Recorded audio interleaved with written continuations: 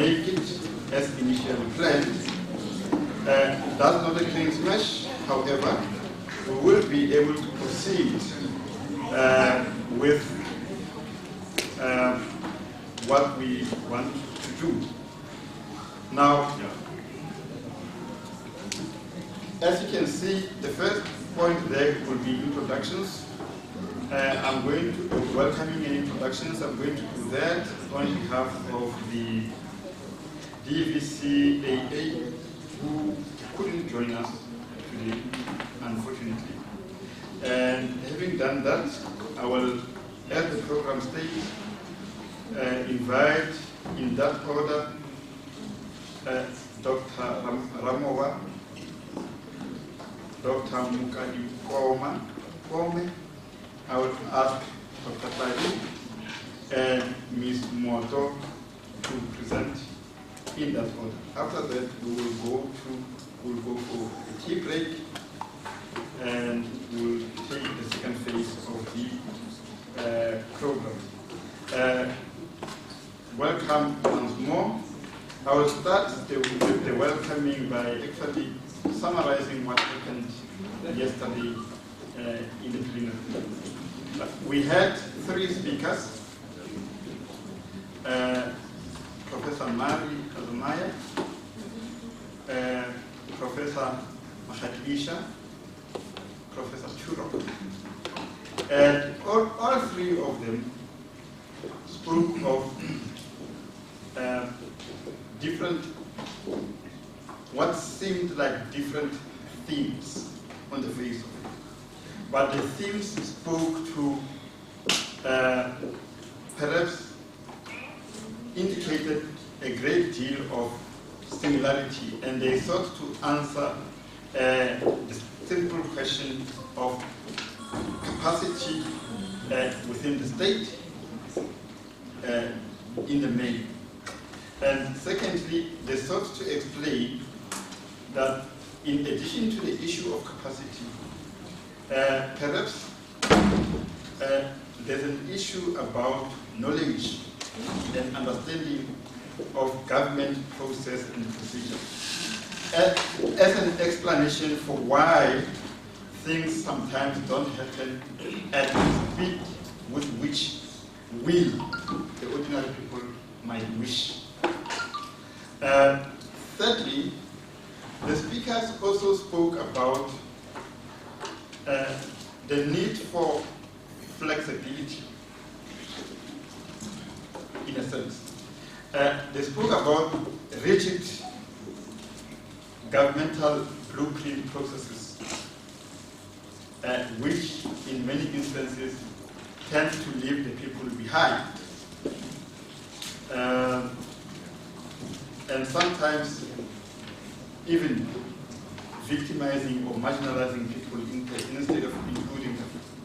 In particular, Professor Ben Turok spoke about used the metaphor of holding the people's hand, which I found interesting. So I want to start, I will start with the summary, which looks at what Professor Hasmaya from VETS, has summary of the work she presented.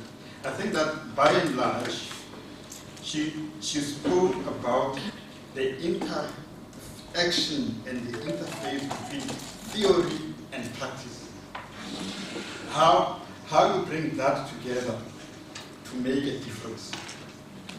Very, very important. Theory provides you with the knowledge and the framework and the understanding. But implementation is another word. In the real world of delivery, of politics, and of servicing the nation, it became very, very clear that the two should inform each other and should fit into each other like a hand in glove, so that we can get to where we want to be. She emphasized that for that to be achieved, there is a lot of reflection and reflexive practice which is needed so that both bureaucrats and the community on the other hand can harness each other's weaknesses and strengths in an attempt to work towards a common purpose of service delivery. And to do that, she provided a case study of Park, where she spoke about the failure of an upgrading, of an informal settlement upgrading scheme. I thought that was very, very insightful, especially her emphasis on reflection and reflexive practice, bringing together theory and practice. Professor Mahadimisha's work was very, very interesting because he spoke about procedure and process of housing delivery. And I think that this is when I wished that activists, especially community activists, people in the NGO sector, but CBOs, but also ordinary citizens would have been here so that they understand how complicated the process is, just in terms of the steps that you need to go through in order to deliver, say, a house. But I think a takeaway from what she said was that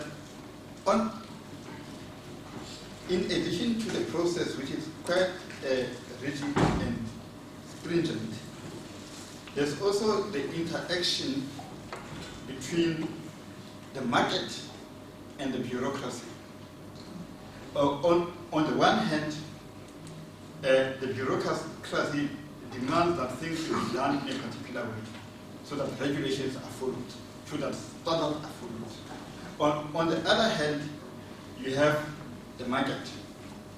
If you want to deliver a house in a space which is places of opportunities, infrastructure, work, etc., such land is expensive and beyond the fiscal reach of the state.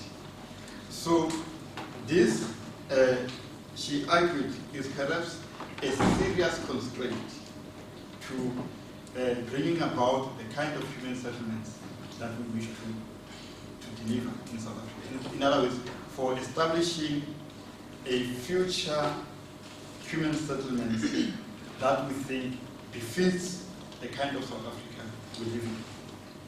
So the two things work against delivery. And this is why I think that I wish that you would just to understand that. The third one, which was kind of I don't want to call it an attack because that's a strong word. I don't even want to call it a criticism because that is also a strong word. I want to call it a critique when it comes to housing delivery, focusing in particular on the backyard dwellers. Her argument was clear. Backyard dwellers are suffering from shortage of housing.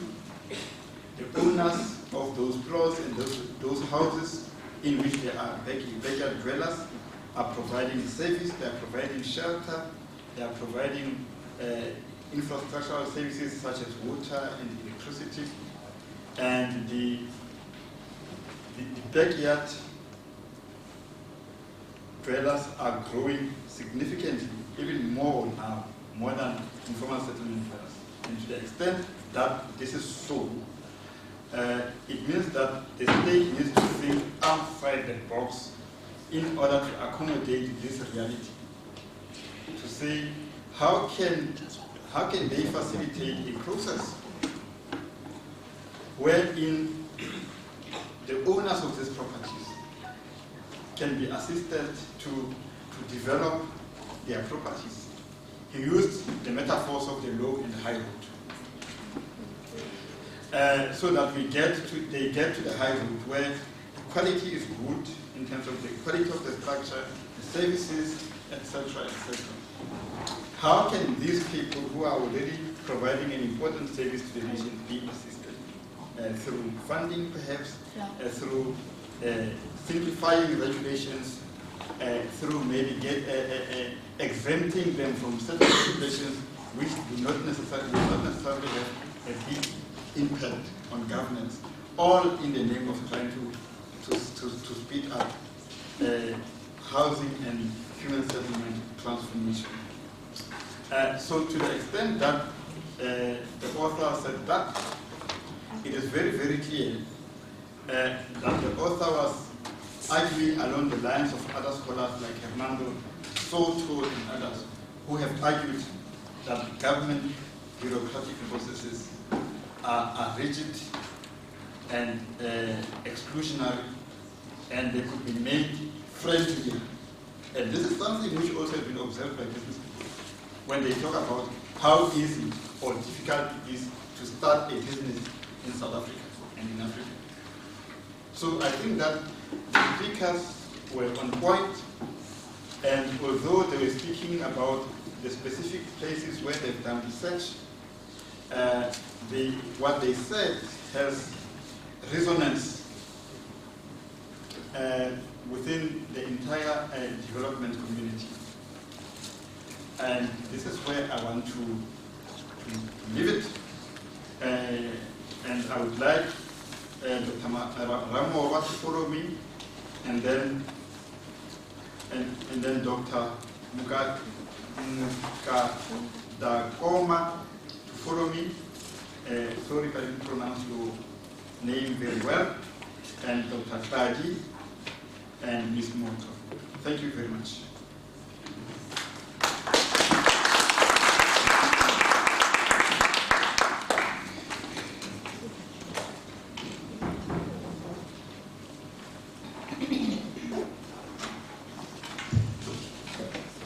Good morning, Chairperson or facilitator.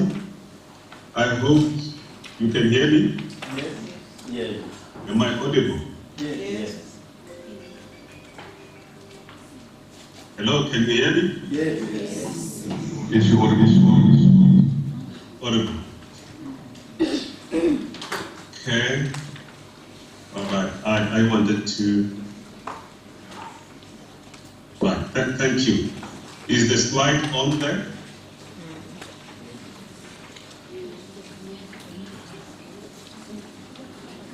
Yes. Thank you. My name is Thomas Ramova, and I'm the director responsible for human settlements, strategy development in the National Department of Human Settlements. Formerly director responsible for technical capacity development. Yes, from the recap, I've just heard now. I wish I was in the meeting yesterday because the speakers of yesterday actually touched on what the sector is supposed to address, and I believe that forums such as this will assist us in fine-tuning or improving the human settlement delivery process. Without waste of time, I'll go straight to my topic. Mine is about sustainable capacity development for human settlements delivery. Why sustainable capacity development? The sector has been trying. We've tried a number of interventions. We've tried training and a whole lot of interventions to build the capacity of the sector. But some of those interventions were not sustainable. I'll go straight to my presentation. Despite all the negative things that we normally say when it comes to the delivery of housing or human settlements in South Africa. We can also say that South Africa has the largest housing delivery problem in the world. And I challenge scholars and those who come from outside to go and look at whether this statement is true. Over the last 26 years, about 5 million housing opportunities have been provided. These are housing for ownership, service sites, affordable rental housing, etc.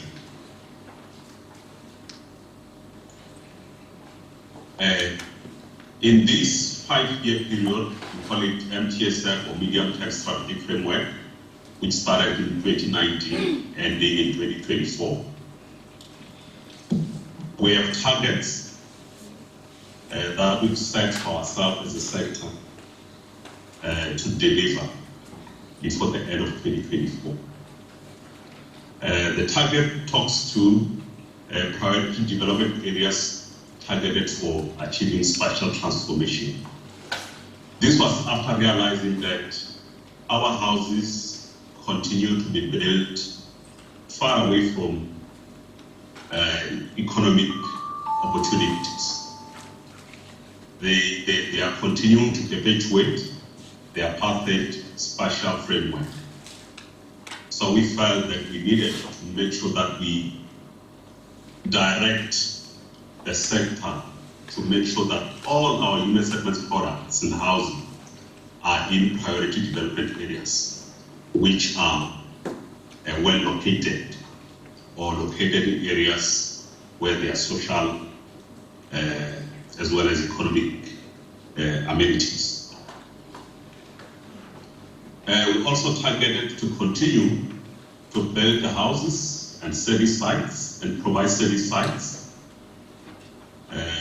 There are targets there. You can see 270,000 housing units, 300,000 service sites, and we need to be able to rezone 100% of the acquired land. We also targeted to provide rental housing. You can see the 80,000 social housing as well as 12,000 community residential units. These are all posters.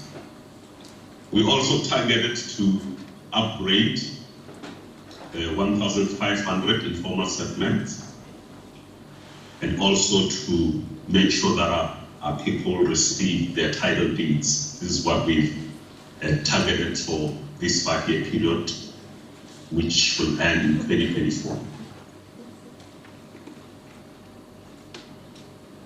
Right, but there are areas of concern as well. We agree that capacity remains a serious concern in the delivery of sustainable human settlements. And some areas of concern attributed to lack of capacity are the following. Some of our projects are not delivered on time, even where some are not completed. There are also challenges of quality in some projects, but not all projects. Project funds end up being reallocated to other provinces due to underspending by some provincial departments. We've identified challenges such as poor project planning and design, poor contracting and tender packaging, poor construction management, poor beneficiary identification, approvals and transfers. We've also identified the challenge of stakeholder engagement and facilitation. We also identified one of the serious challenges where houses are built in areas where you find there are no bulk infrastructure, and those houses end up being not occupied because there would be no water or sanitation or electricity. So these are some of the challenges that we are aware of, that to say they need to be addressed, among others.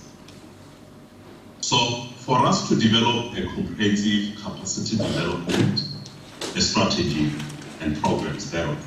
We felt that as a sector we need to understand, to have the same understanding of what this capacity development is, or capacity is. Remember, the sector is comprised of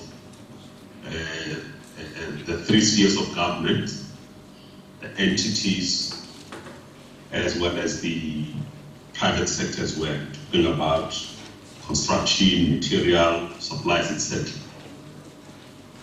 I want to say that, to emphasize the need for capacity development, capacity building, to say, in the natural sciences, Levick's law states that growth is controlled not by the total amount of resources available to an organization, but by the scarcest resource, which becomes a limiting factor.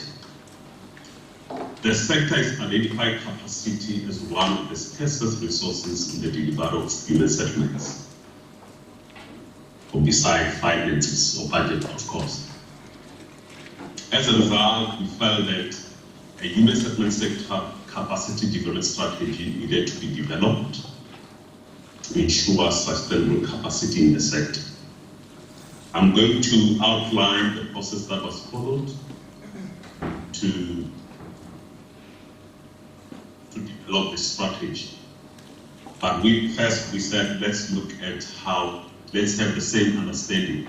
That's the theory that our facilitator spoke of just now, to say we need to also, there must be an interface between theory and practice. We felt, let's consult the theory as well to check as to whether what we are doing is actually in line, knowing that our practice as well, implementation also informs theory. When we looked at the definition, the term capacity refers to the overall ability of a system to create value and can be conceptualized as being built on 5 core capabilities. And the capabilities are the capability to act, the capability to generate development results, the capability to relate, the capability to adapt, and finally the capability to integrate. So these are some of the capabilities that we need to build in the sector.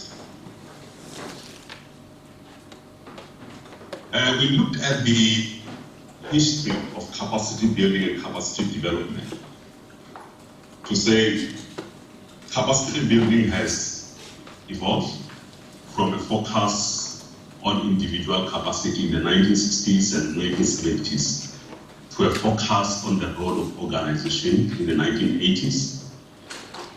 But we found that improved capacity remain elusive and problems persistent.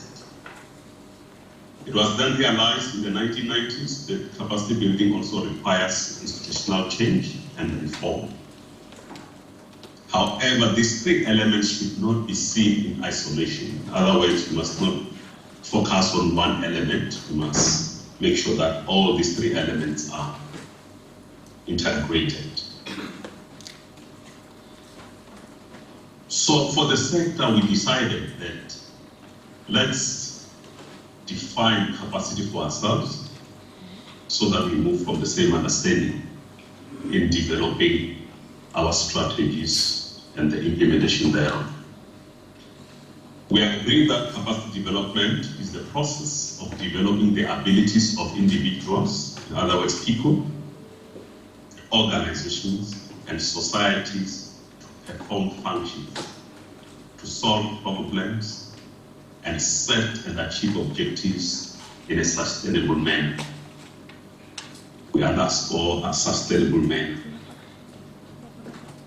This diagram here indicates the 3 levels of capacity that has been mentioned there, to say we need to focus on the individual capacities to build the capacity of individuals in terms of skills, knowledge, and thinking disposition. We also need to focus on the institution itself or an organization, to look at the organizational structures, the systems. The speaker that spoke yesterday, the speakers, they touched on systems and processes and procedures. So we need to look at to make sure that these processes are efficient to help to enhance our productivity. We also need to look at strategies and plans as well, and our policies. We just heard about the backyard rental. So we need to look at that to say, do we have the right policies for us to deliver on our mandate? So we also need to look at the organizational culture, because you can have the best professional, but if the culture in an organization is not conducive for that person to operate, you may find that person not operating.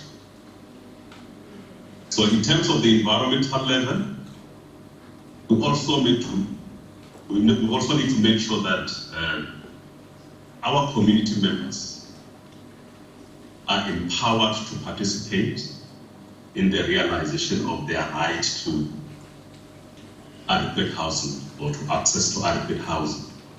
So they must be capacitated as well. And our beneficiaries need to understand what we are offering and how they can participate. Leadership in terms of political, they need to understand the human segments delivery programs and policies, as well as the value chain, for them to be able to assist their communities. We also need to make sure that there are contractors that are capable, because some of the poor quality houses that we've witnessed, observed, are due to contractors who did not have capacity. So we agree that capacity should look at it. So I'm not going to go again and say what is individual capacity. I've just explained that. Capacity at organizational level, we said this determines how individual capacities are utilized and strengthened. I'm not going to go through that. I also touched on capacity at environmental level. Then, what was the process that we undertook to develop the strategy? The sector is comprised of a number of institutions, a number of stakeholders. So we had to make sure that they are consulted and they participated in the development of the strategy. We involved officials and program owners from the national department, provincial department, municipalities, our human settlements entities, as well as CBOs and NGOs. And institutions of higher learning, some participated in the workshops that led to the development of the strategy. So in those workshops, the outcome or the output that we expected there was for the sessions to determine capacities that are required by the actors, such as our department, provincial department, municipalities, and the entities, to deliver on our mandate, as well as identifying capacity gaps, and also to develop capacity interventions to address or to close those gaps. Similarly, and CBOs and NGOs and communities were also asked. We work with them to identify capacities that are required for them to participate in the housing delivery program. Over and above that, we decided to conduct a capacity assessment targeting the national department and provincial departments We prioritize the national department and provincial departments because most of our housing are actually delivered by provincial departments and the metros and few municipalities. The assessment of metros and municipalities would then follow. And we've just done that, I think, some 3 months ago. So this was meant to supplement the information that was received or the findings of the workshops that we had with the stakeholders. And these assessments were based on the simplified human settlement delivery process, which is comprised of mainly the planning process, beneficiary management process, implementation process, and the closing of the project. You can see that in the planning process, there are a number of activities, which unfortunately I was not in the session yesterday, but this, if you look at the planning process alone, it's a lot of work that needs to go in there. Complex because number of stakeholders that needs to be involved. We're talking about housing needs and demand analysis, feasibility process, land assembly, township establishment, project approval. So these activities need people who are qualified to perform those activities. Then the implementation process talks to installation of services, the actual construction of houses, and most people when they think of housing delivery, they only think of housing construction. So not knowing that there are other processes that go before you can even lay a single brick. Then we have project management and the implementation process until handover. Then we move because of time. So what are the findings of these assessments? The first thing that we did was to ensure that our departments have the necessary structures relevant to deliver on the mandate. And fortunately, in the public service, we have public service regulations. I know that some of these regulations sometimes hinder us from moving with speed, but each and every provincial department or national department is actually mandated to make sure that there is a structure that must focus on the delivery of the core mandate as well as a support function. So we looked at this and we found that all the human settlements provincial departments have the necessary structures. I can say minimum structures to deliver on the mandate. However, those structures, normally I'm talking about the medium-term strategy framework that started in 2019 as an example.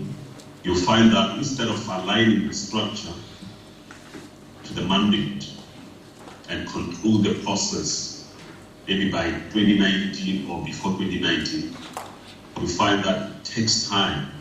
The turnaround times for those activities takes too long. And you end up revising your structure to align to the medium-term strategy framework, maybe the middle of the term, which is not what we desired. We would have loved for them to make sure that once they receive the targets, they make sure that they align their structures based on those targets that are there and not wait for a year or 2 years. One of the challenges that we found was that the compensation of employees' budget has now been kept. The National Treasury says not. The government is overloaded, so it's difficult now to add additional positions in their organization structures, even though you could see you need to find a way to motivate They also complained about an absence of a model structure for provincial departments to ensure uniformity. So those are some of the things that we found in terms of the structures. It's critical to mention the structures because you can't have a position without a structure. If it is not done correctly, you may find that you have positions that are irrelevant, meaning that you end up appointing people who are not supposed to be appointed there. And another thing that we've picked up is high levels of vacancies, especially the built environment technical positions in both the regional department and provincial departments. And the officials cited the reduction in the competition of employee budgets, as well as delays in the filling of posts. Yes, I agree that the turnaround times for our activities sometimes takes too long. We also identified the need for upskilling and retraining of current officials through short learning programs to transfer them to vacant positions, because we could not, we were not allowed to advertise and fill positions from outside. So we identified a need for us to upskill officials who are already within departments to be moved to relevant positions that are vacant, especially construction project management, social facilitation, and community development facilitation as well. We also found that there are a number of officials who are appointed in built environment positions without professional registrations. We undertook to support those, working with institutions of higher learning.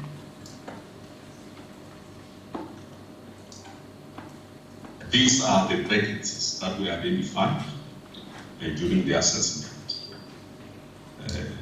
Here we focused only on the core functions. You could see that there were vacancies. The vacancies were about 547 positions. And the positions are listed: program managers, town and regional planners, 45 of them, professional engineers and project managers, 177, works inspectors and building inspectors, 590. So I've just highlighted some of the few positions that are very critical in ensuring that we deliver on our mandate and ensuring quality for our human settlements product. So those are the challenges that we have in terms of technical capacity. We also have mentioned the structures. I've mentioned, yes, the structures. Maybe I need to also indicate that there's a need for a 360-degree organizational diagnosis to pinpoint areas of improvement in terms of processes, systems, cultures, climate leadership, etc., besides technical capacities. So we agree with the speakers that spoke yesterday to say there's a need for us to improve these processes. And maybe that's where we need assistance as well from institutions of higher learning. If we were to be able to be assisted in terms of research in these areas, this would enhance our ability to deliver on our mandate. We also realized that mentors and coaches are frowned upon in the public service. You can hardly find a manager saying, I have a mentor, this one is my coach, this one is my mentor. Whereas in the private sector, we find one person having more than one coach, yes, or mentor. But in the public service, it's difficult, it's not what is practiced. So we identify a need for executive mentors and coaches who will be able to assist our senior managers in areas of, technical areas, business management and people management, etc. So how did we develop the program? So we said here, okay, these are our areas of concern, these are our findings. Then how do we come up with interventions? And we realized we had learned in the past that sometimes we would pick up interventions from somewhere, maybe a thumb suck interventions or copy interventions from certain areas, but those interventions would work, but you would not be able to sustain that. So we agree that, okay, based on the findings of the capacity assessments, we need to tailor-make interventions, or we need to have targeted interventions for those. There was also a call by the department itself to say, no, this training interventions that we're implementing is not helping us. We need capacity now.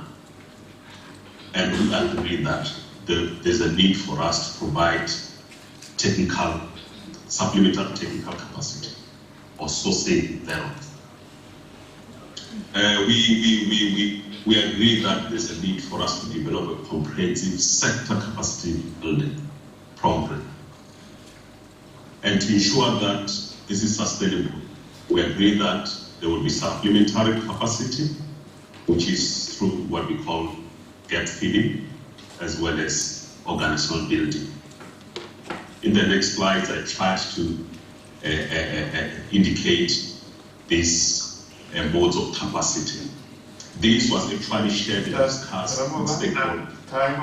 Am I close? Yes, time. How many minutes? 3 minutes, please. You've gone way overboard.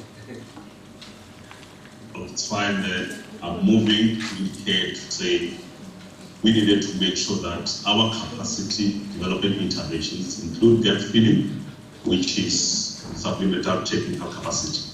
In other words, we would go and appoint from outside for people to temporarily come and assist. The advantage is that, as you can see the graph, the advantage is that if the capacity level is in this blue line here, the capacity would quickly go up. But this is not sustainable because when they leave, this goes down. Then we felt that we needed to build the capacity.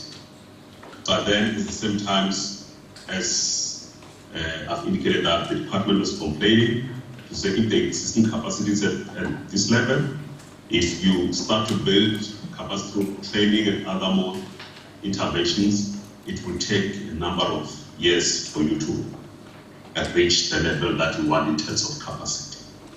Then based on that, we agreed that our capacity development program will include the following: capacity assembly and deployment. In other words, we get capacity from outside temporarily to come and assist us, and we will deploy them where there's a need. We'll also need to enhance individual capacity through skills development and coaching and mentorship. We'll also need to make sure that we implement an institutional and organizational development program. We also need to make sure that there's sector knowledge management in the sector. And then then we need to empower communities. Thank you. Thank you very much. Yes, I think the speaker went a little bit overboard with regard to time. But I think what was interesting is that we wanted to hear about these capacity issues. Unfortunately, we were running a little bit late. Maybe if we have time, we might try and see if we can have an open session where people can actually interact again. 60 of them. I would think that I must start by thanking everybody who is here and Mr. Mongwe. My surname is Mr. Mukadako. Mukadako. It's not easy to pronounce as well, but thank you for trying. Colleagues, and thank you for the previous speaker whom we used to work very closely previously. Now, without any waste of time, colleagues, I will go to my presentation. The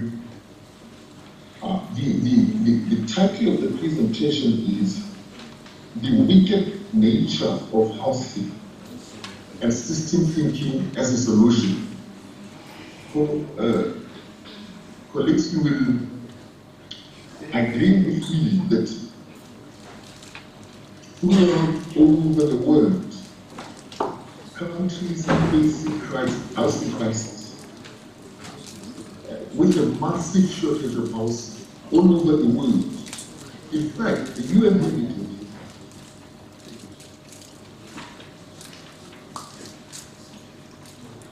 am I still on there? Yes, we hear you. Okay. But you can't say the presentation. Yeah, I was trying. You must get out of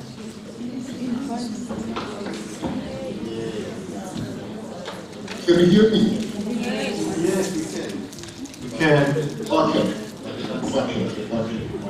No, in fact, We cannot see the presentation. I'll try to load it again. I'll try to load it again. I'm trying to share here to show what is happening.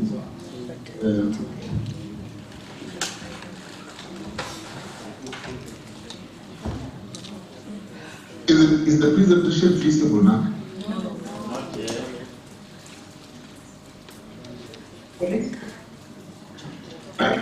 I think my time will be consumed here by the issue of failure with technology. But let me represent here, and I think the technical team might really have opportunity to share the presentation with you, because I've sent it to the secretary there. But for this, going back to my presentation, the issue here, the UN estimates the 600 million residents and 1 billion dwellers stay in overcrowded housing where there's no water or the so-called service delivery. Remember, I'm saying the so-called service delivery because I will explain to you why I say the so-called service delivery. So that we all agree, including researchers in US settlements and planning, that there is a crisis or the issue of housing has reached the crisis proportions globally. And yet, the very same housing is a human rights issue enshrined in the international human rights law. And the inadequacy of housing, the inadequacy of housing, or the right to housing, it automatically then violates many other rights, like the right to work, right to location of work. I will go a little faster because really, I think we are wasting enough time. But within the South Africa, try to contextualize this global problem. In South Africa, the present government has inherited almost approximately 1.3 million.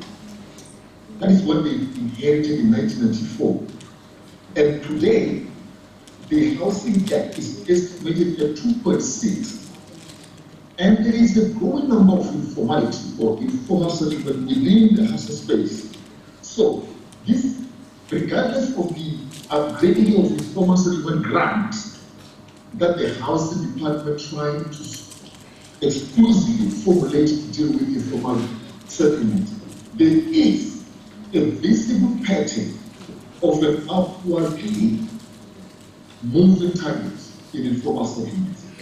So, you will agree with me this, sitting here and elsewhere, that there is something that we might not necessarily do right. Our policy with regards to housing is not really giving us the answer that we're actually looking for. But it cannot really press down this thing that keeps on erasing, the ugly hair, the informality and the houselessness keeps on bringing to us. Now, but I'm saying to you, colleagues, the purpose of this article here is to actually expose the wicked dynamics or complex nature of housing, which are mostly undermined by the government practitioner and policymakers within the US settlement states. And having said that, I will then indicate down here that how important is system thinking in resolving the complex nature of wicked problem. And the so-called, the next slide will be the so-called chain problem or wicked problems. So remember, I've already said the intention is to expose the wicked dynamics within the housing space or human settlement space. So, but for you, colleagues, to actually know what are the wicked dynamics or the wicked problems, we first have to define what a chain problem is. As he makes his way to the podium, I do want to announce that we have eaten into 2 minutes of his time, and we will give him the 2 minutes. Therefore, I request that we finish the program before tea at 11:05 instead of 11, if we can. Just in the interest of justice and fairness. Thank you.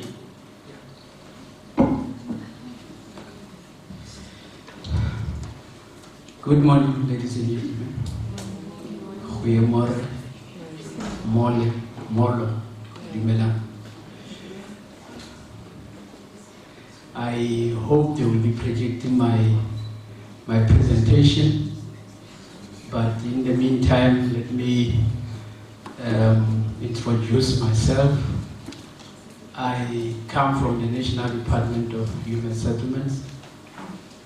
I've been in the sector for more than 50 years, and currently I've been tasked with the job of establishing a human settlements ombud, which I think is a function that we need within the human settlement sector when we look at, the need to create greater public accountability and the need to foster greater good governance within the human settlement sector. Is the presentation ready? But can I proceed in the meantime? Yes. All right. Yeah, the purpose of my presentation is to advance a substantive case for the formation of the South African Human Settlement Ombud as an institution to increase public accountability and good governance and constitutionalism within the human settlement sector. I will try to contextualize the rationale for the formation of Ombud institutions by highlighting their importance, their functions, and also highlight the different models that we have of ombudsmen across the world. Yeah, I will also critically analyze the anticipated scope and mandate, powers, duties, and independence and jurisdiction of the South African Human Settlements Ombud.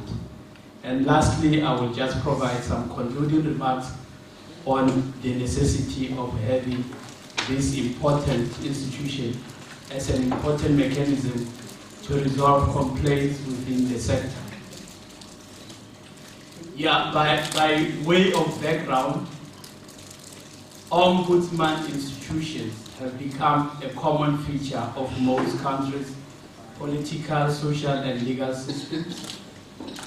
And their mandate and scope differ from country to country, and in terms of the different political, constitutional, and historical context. Ladies and gentlemen, almost 120 countries across the globe have established what we call ombud institutions as mechanisms to investigate and resolve complaints, applying various alternative dispute resolution mechanisms, otherwise known as ADR processes. Still on background, the role of an ombudsman is to advance good governance, efficiency, transparency, and accountability within the public administration system. They are instituted to attain a dual purpose of interacting closely with citizens as custodians of citizens' rights, and also acting as intermediaries between the citizens and the public administration. So an ombudsman is an autonomous entity which is established to protect the citizens' rights from violation and negligence and prejudicial decisions of public officials. Still on background, their underlying important function is to undertake investigations, to recommend remedial measures to have the violated rights restored, making proposals for legislative amendments, revising unlawful administrative actions. So, ladies and gentlemen, given their important role that the Ombudsman institution plays, I know that I'm talking about the Ombudsman and people are worried, do we have an Ombudsman in our country? We're talking of your public protector. Public protector is an Ombudsman. And we call them, your types of your public protector are called classic or classical ombudsman services or national human rights ombudsman services. And what we are proposing in terms of this paper is that we need to establish a human settlement ombudsman service, which will be a human rights institution. So given the important role that ombudsman services are playing in resolving citizens' complaints, they have been overstretched in carrying out their mandates more efficiently. Here I'm talking about, the role generally that is being played by the public protector. And complementing their work, there is a growing trend towards the formation of sector-specific or human rights ombudsman services. I think you can know the difference. There is what we call the National Human Rights Ombudsman, which is the public protector, and the Human Rights Ombudsman institution, which is your different kinds of ombudsman services that we have in the country. Like you have the tax ombudsman, you have the military ombudsman. Within the CISOs, we also have an ombudsman. And across the local government, there is a growing trend of establishing ombudsman services within our country. Like in the Cape Metro, they do have one. In Joburg, they do have another. And there are also a proliferation of ombudsman services in the private sector. There is one in the insurance sector, there is one in the banking sector. So still on background, the ombudsman services have been established to fulfill a number of roles that I've already indicated. I'm not going to deal with that. Of course, I've already indicated that they are created to protect or to offer protection of human rights. And one of the superseding principles for the establishment of ombudsman service is its independence from the executive.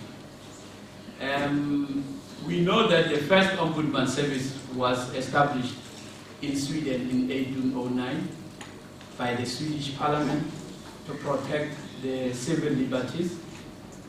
And the term ombudsman service, I'm going to tell you something that in South Africa we've just become innovative, but the truth of the matter is the term ombudsman service is an English translation of the Swedish word ombudsman, gender neutral in origin, which means representative, mediator, agent, arbitrator, or intermediary. Meaning, I know in South Africa we have adopted the term ombud, but there is nothing in terms of gender insensitivity with regard to the term ombudsman, service, ombudsman, because it is gender neutral in context. But because in South Africa, when you see this, the word man, you know, everybody says, no, you are excluding the other gender. But the truth of the matter is the word or the term ombudsman is gender neutral in orientation. So the Swedish Ombudsman Service have influenced the establishment of many ombudsmen across the world. And over the last 4 decades, there has been, a proliferation of ombudsman services as mechanisms for consolidating democratization of the state, the protection of civil rights, and the preservation of rule of law. Ombudsman services, of course, have over time evolved, given the peculiar circumstances in each and every country.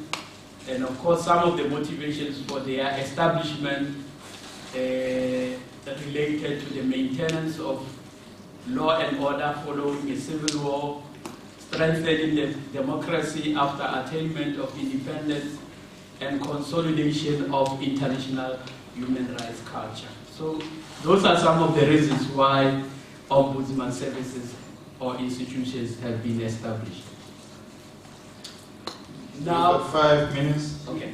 Now, okay, let me try and move on. Now, like I indicated, they are, human rights institutions of ombudsman service, and the one that we're proposing, which is the human settlement one, will be a human rights institution. And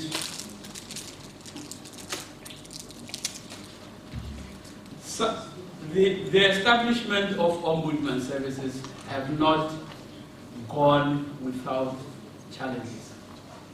We know that, as an ombudsman service, you are there to oversee the public, the administrative actions of politicians and senior managers.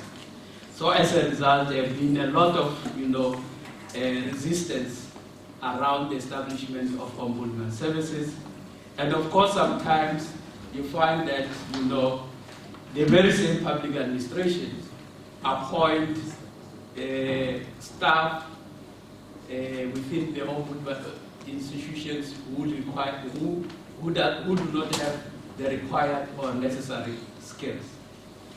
Now let's look at why do we want to establish the ombudsman within the public service, within the human settlement sector. The administration of human settlements across all levels has been overwhelmed by a wide-ranging of service delivery challenges that we all know, all of us who are operating within the system, that there are challenges relating to housing, beneficiary administration, rampant maladministration, unlawful and illegal occupation of houses, home ownership disputes,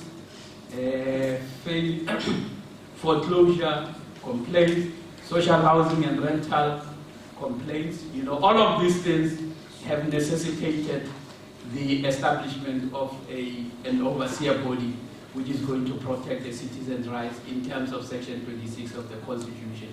And we know that all of these things have led to mismanagement and maladministration within the sector.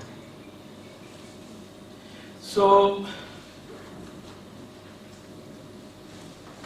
there is a large amount of complaints that are referred to the department through various sources, and those complaints, there is no institutional arrangement acting as a guardian for public accountability an intermediary institution to investigate and resolve these complaints.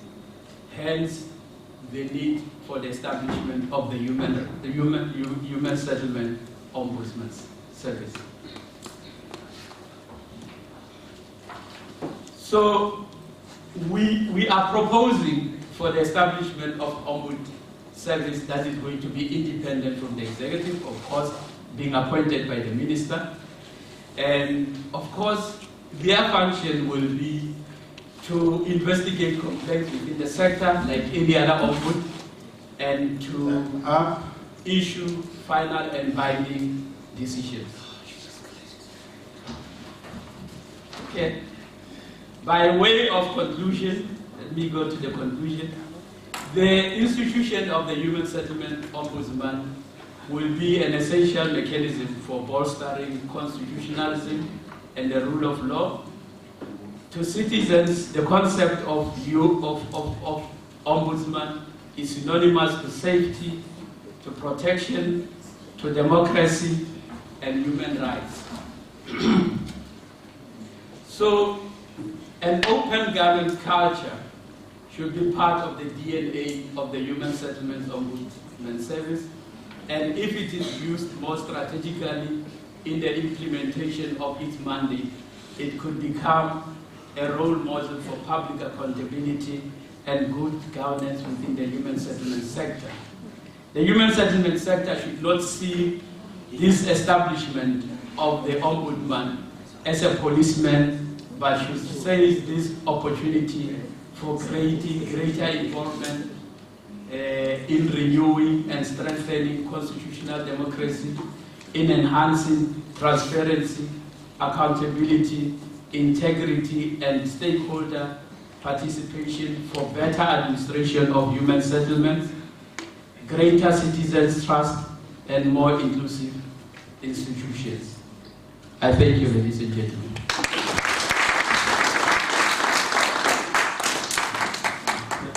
Thank you. Can we have the next speaker? Ms. Monto.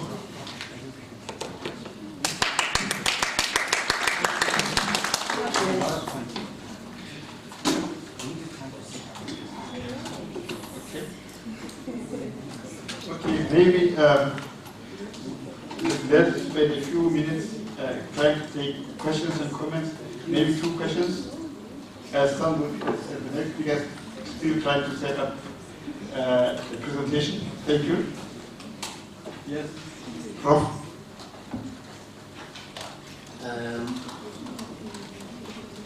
I'm not sure whether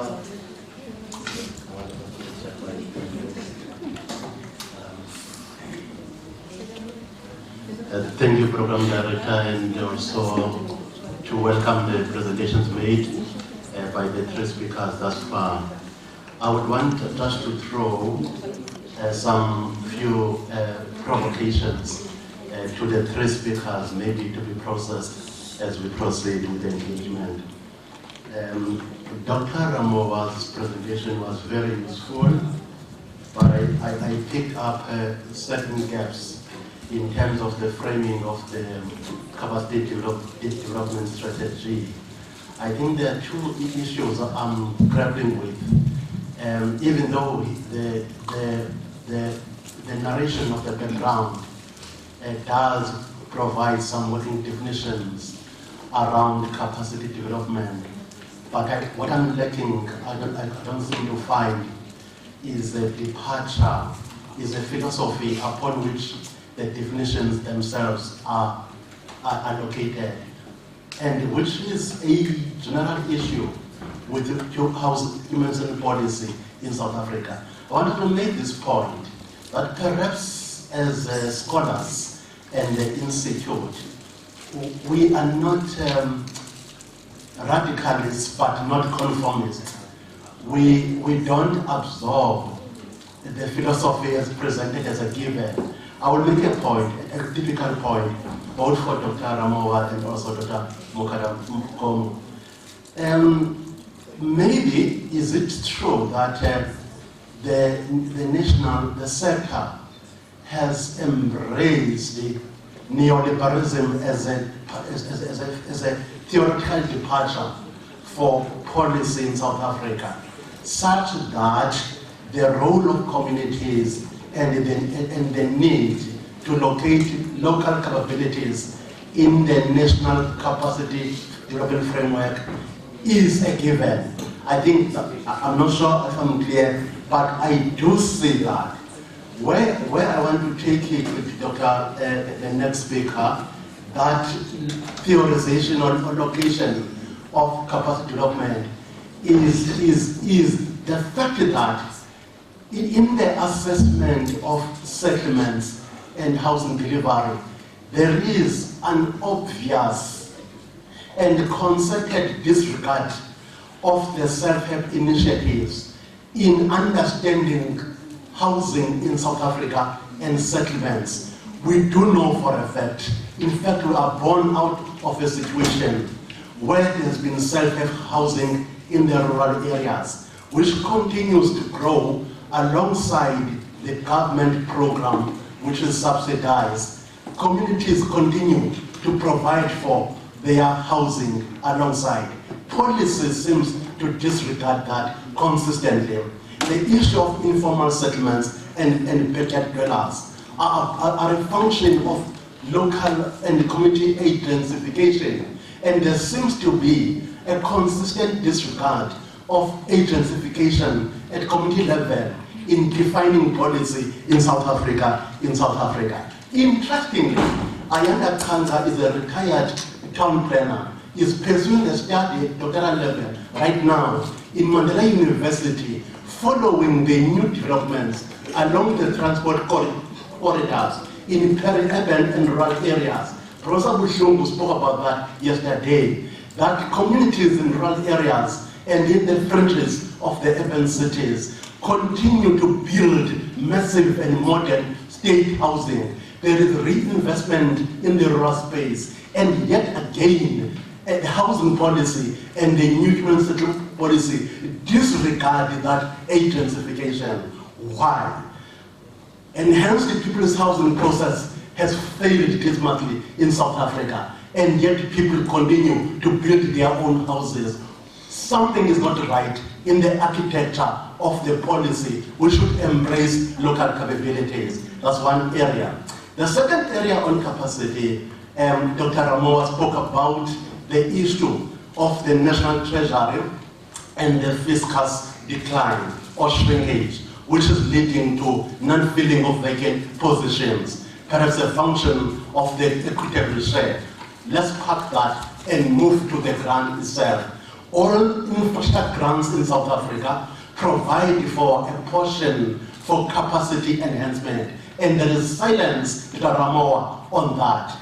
Both the infrastructure grant, the urban development grant, and historically, the human development grant have provided what we call upscale, where consultants are brought in. How will that portion of the grant be deployed to attract graduates of housing and human settlements as a new capability generated by institutions? I think I don't like that silence when it comes to that. Maybe I will just pause there. But maybe to pause there, Dr. Chadi, when you do a narration of what has led the ombuds being established, you make mention of the social and rental housing challenges. What will then be a relationship between the ombuds and the existing provincial rental housing tribunals? Sorry, Chairperson, to take your time. I needed to push those provocations. Okay, thank you, Professor Banda. You see, it's always difficult. There are two great enemies in any given place. The academics and time.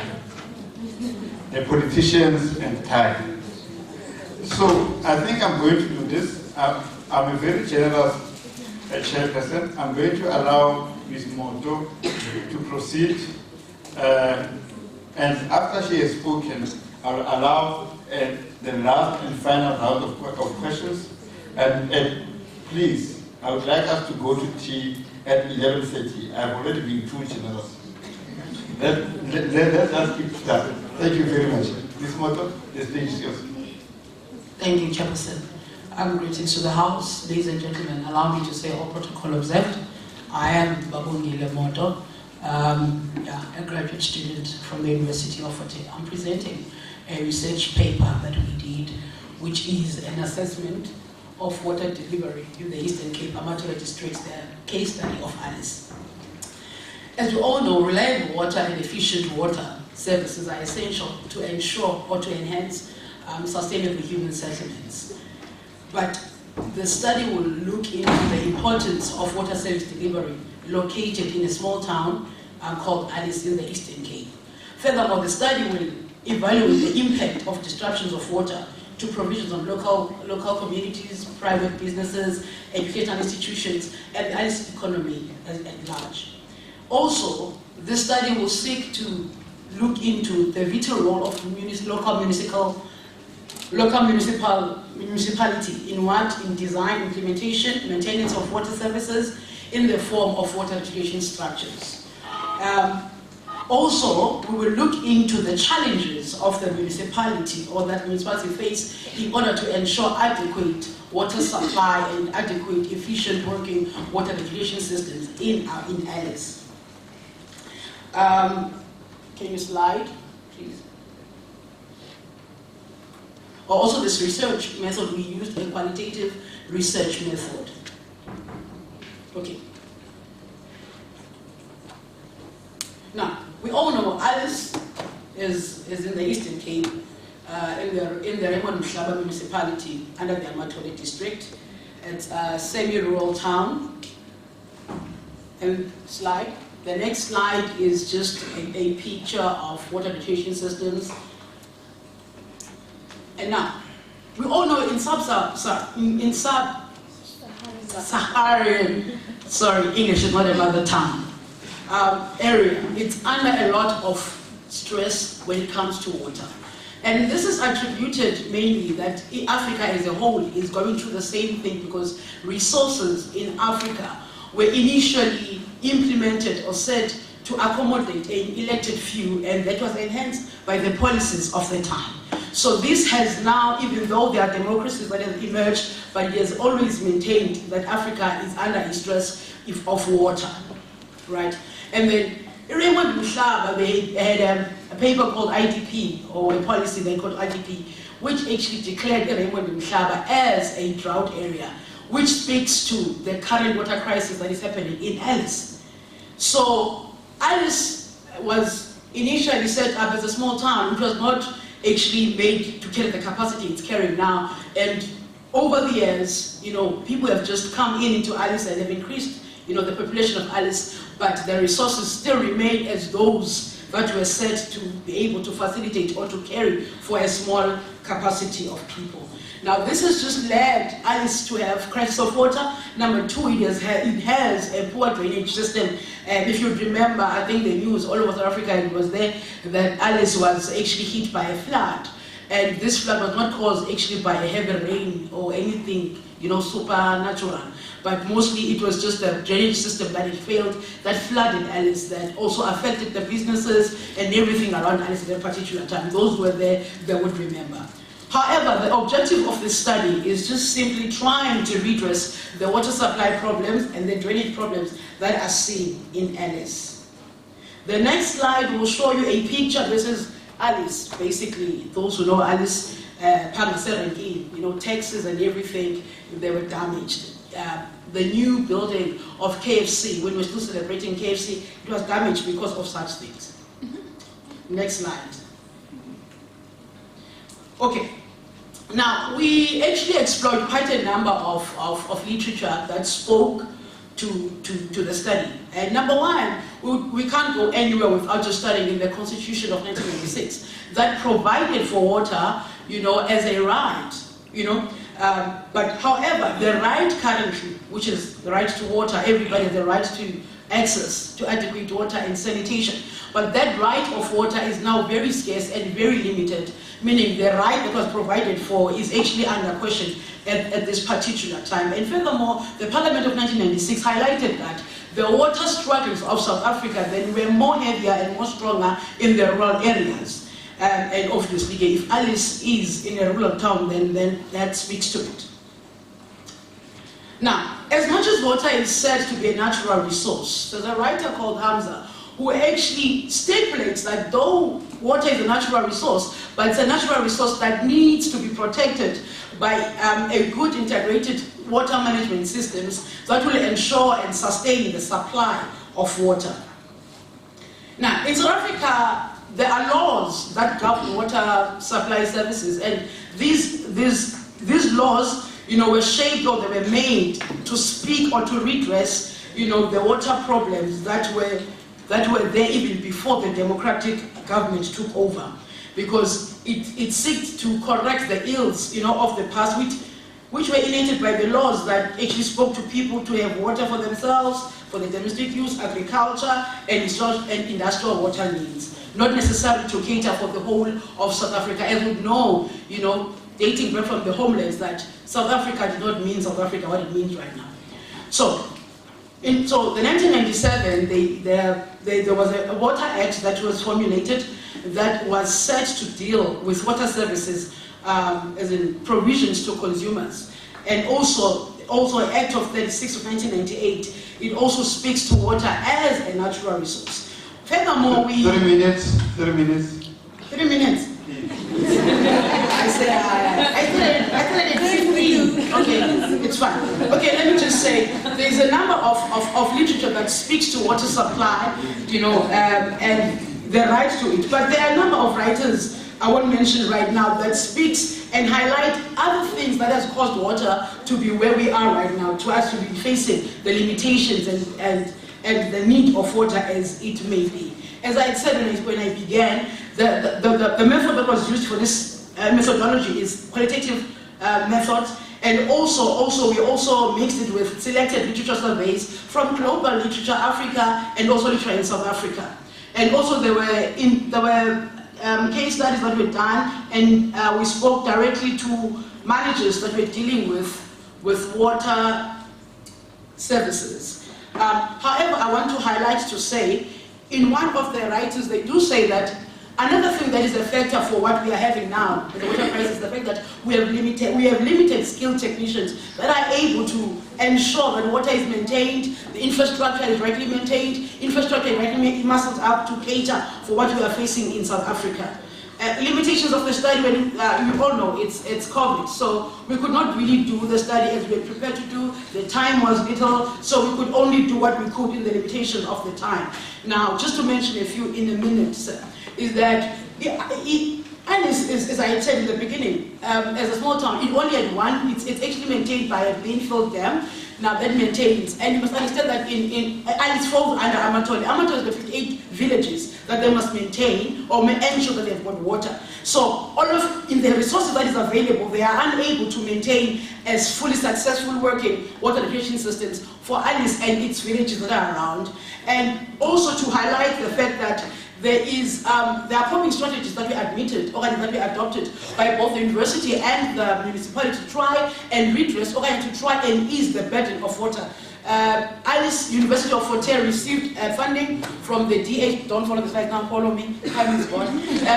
Now we got a funding from the Department of Higher Education. Now there is a tank that is done.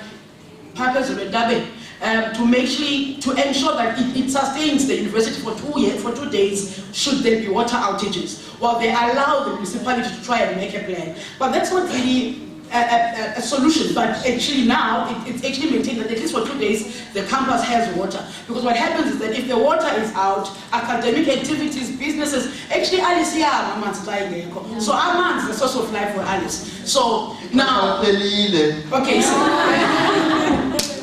okay, sir, just 1 minute, let me just close and say, also the municipality, facing its challenges, it tried something. It tried to upgrade to a 5-liter treatment plant here, so to ensure that it tries to ease the thing. And one of the major problems of water in Alice actually is that there is unequal water supply. There is preference of water supply to certain areas depending on who stays there. But however, we are speaking about the findings of the recommendations where we need an ability to improve the existing, infrastructure for water, just to ensure that water becomes, a right, and a right that every South African can be able to benefit from, not only a limited few. And even if it's a small town, those human beings, they matter, so life matters to them. Sorry.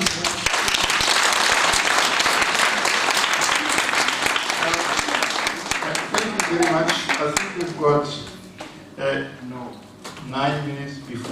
8 minutes before we go to 1:30, and this is when we are going to have tea, unfortunately. And we didn't have a good day in terms of time. I now want to take this opportunity to invite only 2 questions. No, 1 question. And I will also make a comment as the chair. In other words, abuse my position, because other people will not have the opportunity. I think I want to follow on the presentations made by Dr. Ramova as well as Dr. Tlandi. Drawing on the comment by Professor Mbanda. The challenge I have with the post-colonial state in Africa is that the post-colonial state, post-apartheid state, has demobilized the population in many ways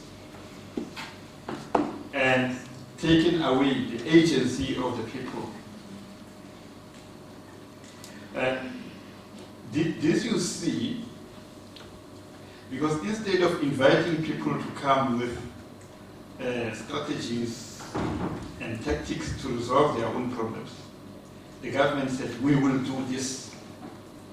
Sit and wait. We will deliver.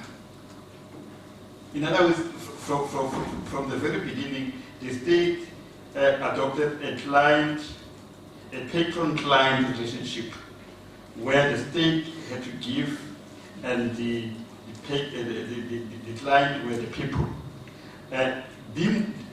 In the process, then demobilizing or robbing the people of their agency.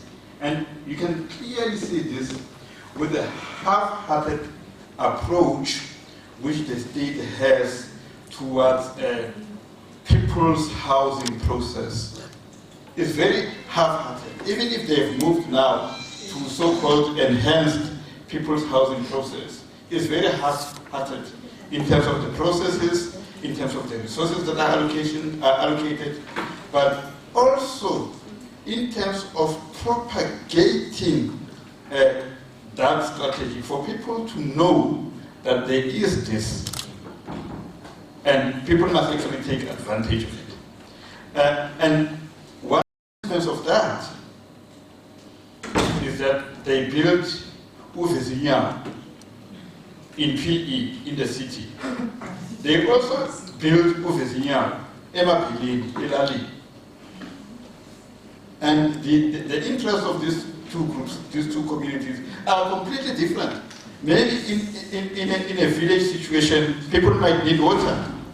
They might need assistance with sanitation or something else. So this is the demobilization that I am referring to. But the second thing is, and I think Professor Mbanga was on point, is the lack of theory that guides government's work. They adopt the Millennium Development Goals, Agenda 2021, etc. But what is the ideology? What is the theory and ideology that guides their own work?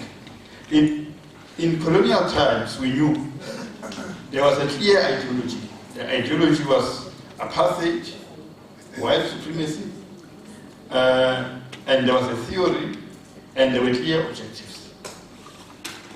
I'm not saying the apartheid state was perfect, was good, and I'm not actually singing their praises.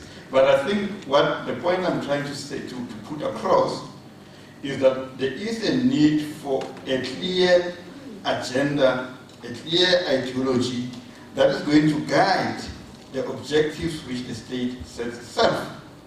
All states, including the People's Republic of China, which have been successful, have had a clear agenda which has been driving their work, and I don't see it here in South Africa.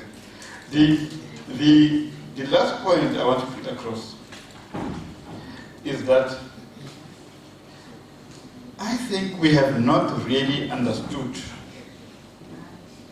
the meaning of democracy as the state. Really. Because what democracy means is that you actually empower the citizens to do things for themselves, but also to challenge you. Most importantly, to challenge you not necessarily in a negative manner, but to enable you to do things better. This is one of the best mechanisms by which the people can inform you about whether your policies are answering the right questions or not. And I think the state has missed that opportunity. I want to end there. Those are food for thought, and I will invite two questions in 3 minutes, and we must break for tea. Thank you very much. After the questions. Yeah. Any questions? There's a question. Yeah. Okay.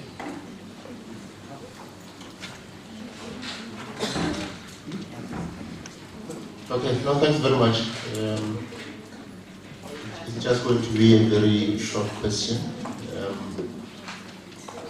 In fact, I just want to reflect on two things.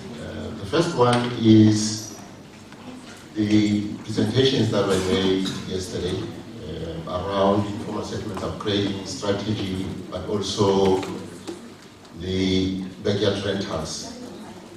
I think at the center of that is the fact that the South African policy by design is a national policy with local application.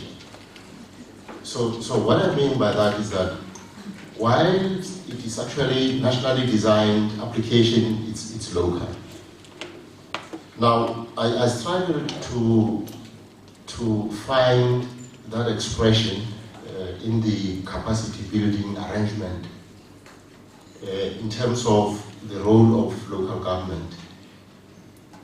Despite the fact that indeed, yes, there was a reflection on consultations, but the fact that, the arrangement is such that local government plays a very important role in housing governance in South Africa, there should have been sufficient reflection in terms of institutionally, are the arrangements in order to allow housing delivery in the manner in which we want to have it. Because I think we cannot avoid and run away from the interdependency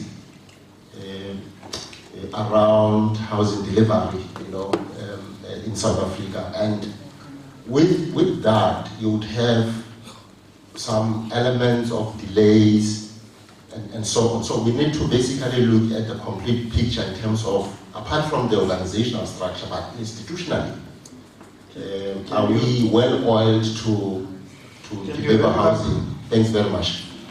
Unfortunately, our time is up, and people need to take a breather, so let's take tea quickly and be back in the next 15 minutes. Thank you. Can we now call upon the following keynote speakers, and the session will focus on contributions by keynote stakeholders. From the National School of Government, Dr. Bima Jan on professionalization, who will then be followed by the NHBRC on mainstream settlement students in all provinces. Then the third speaker will be ATA on measures to support the human services in all provinces. The fourth speaker will be President of NASHO, A. Houston. And the last speaker before the lunch break will be the University of Maryland, Professor Maria Day Marshall, Global Classroom. Can we at this moment in time call upon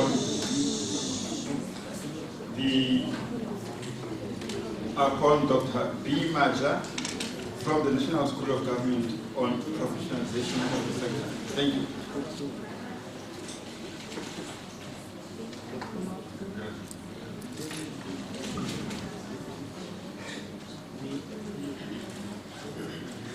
Good afternoon, colleagues, or good morning. I'm Faith Nyaka. I'm going to represent Dr. Maja. He is unable to attend, so I will do the presentation for the National School of Government.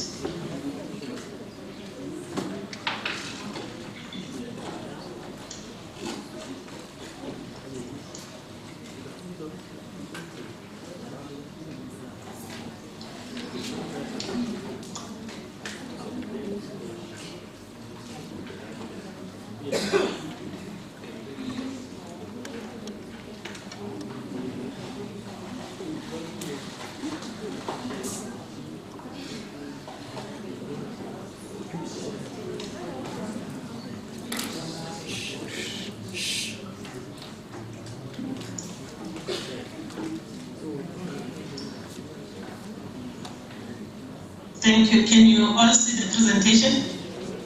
Yes, thank you.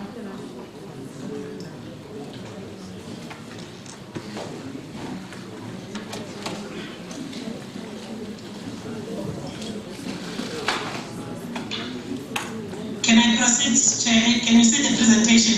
Yes, we can. Proceed.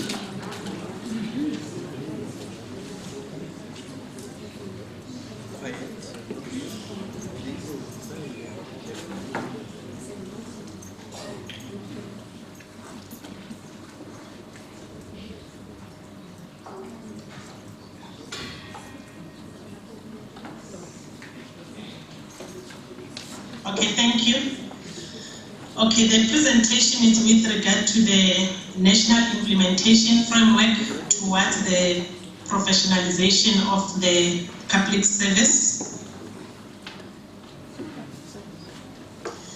The objectives of the presentation is to outline the key aspects of the work that the National School of Government has undertaken up to so far, and to note the process that we are currently embarking on, seeking public comments and consultation with key stakeholders, and also to outline this framework by highlighting the conceptual clarity that we need to obtain for using the following terms: profession, professionalism, and professionalization, and also finding a way to contextualize professionalization in the public service, and also share the key pillars that the framework outlines for professionalization of the public service, and share with you the proposals and the way forward.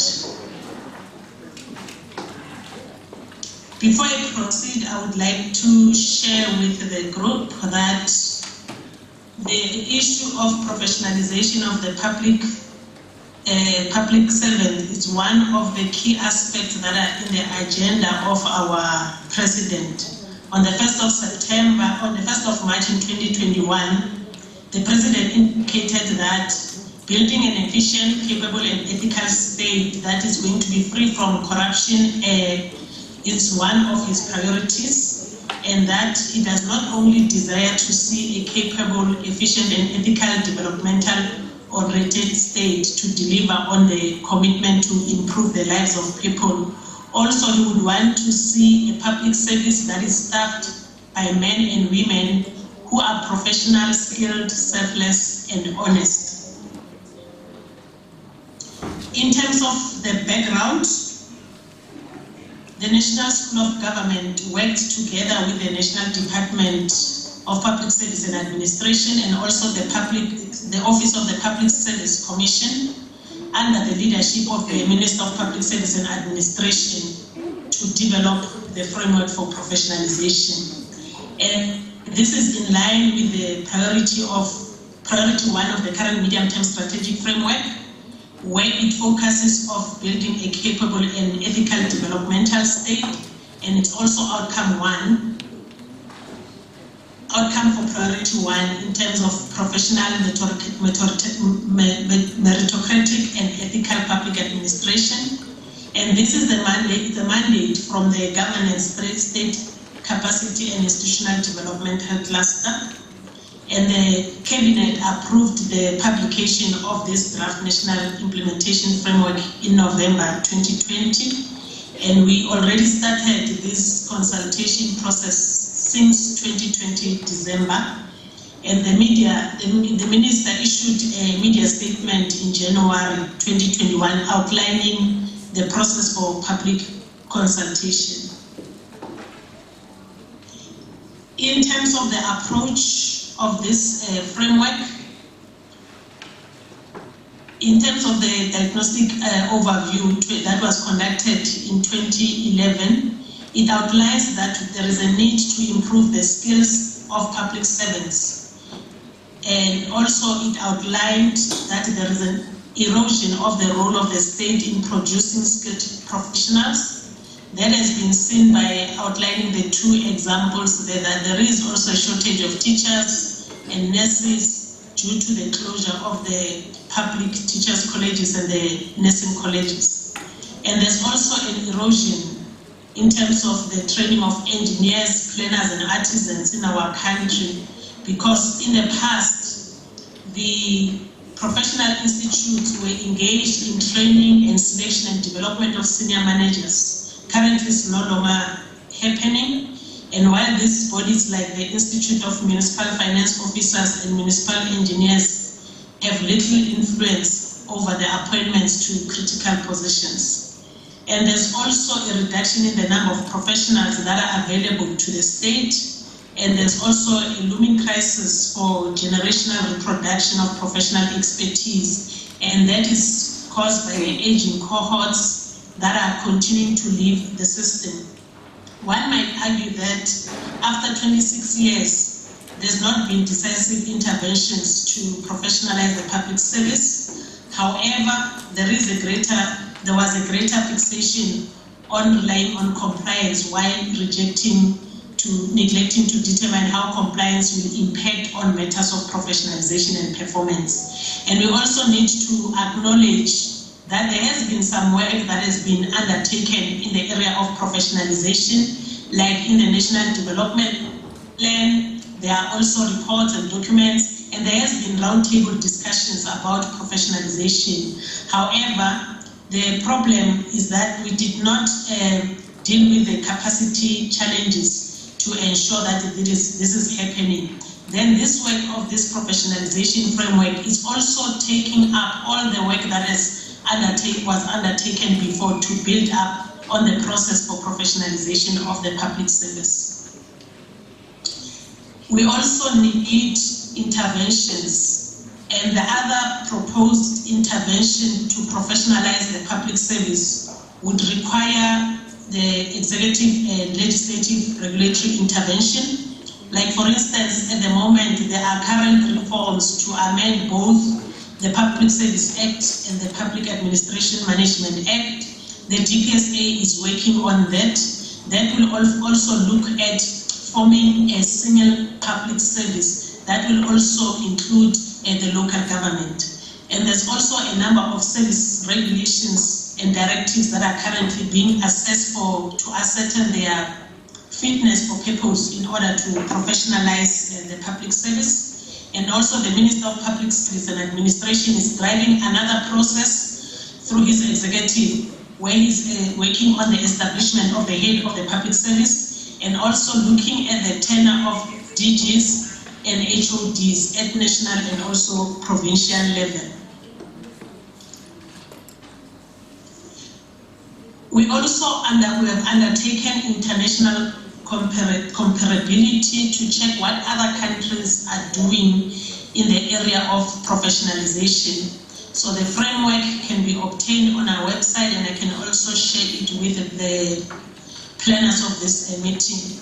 There is a huge document that speaks on the international comparability that has been undertaken. Here it's only one slide that focuses on other examples that are relevant.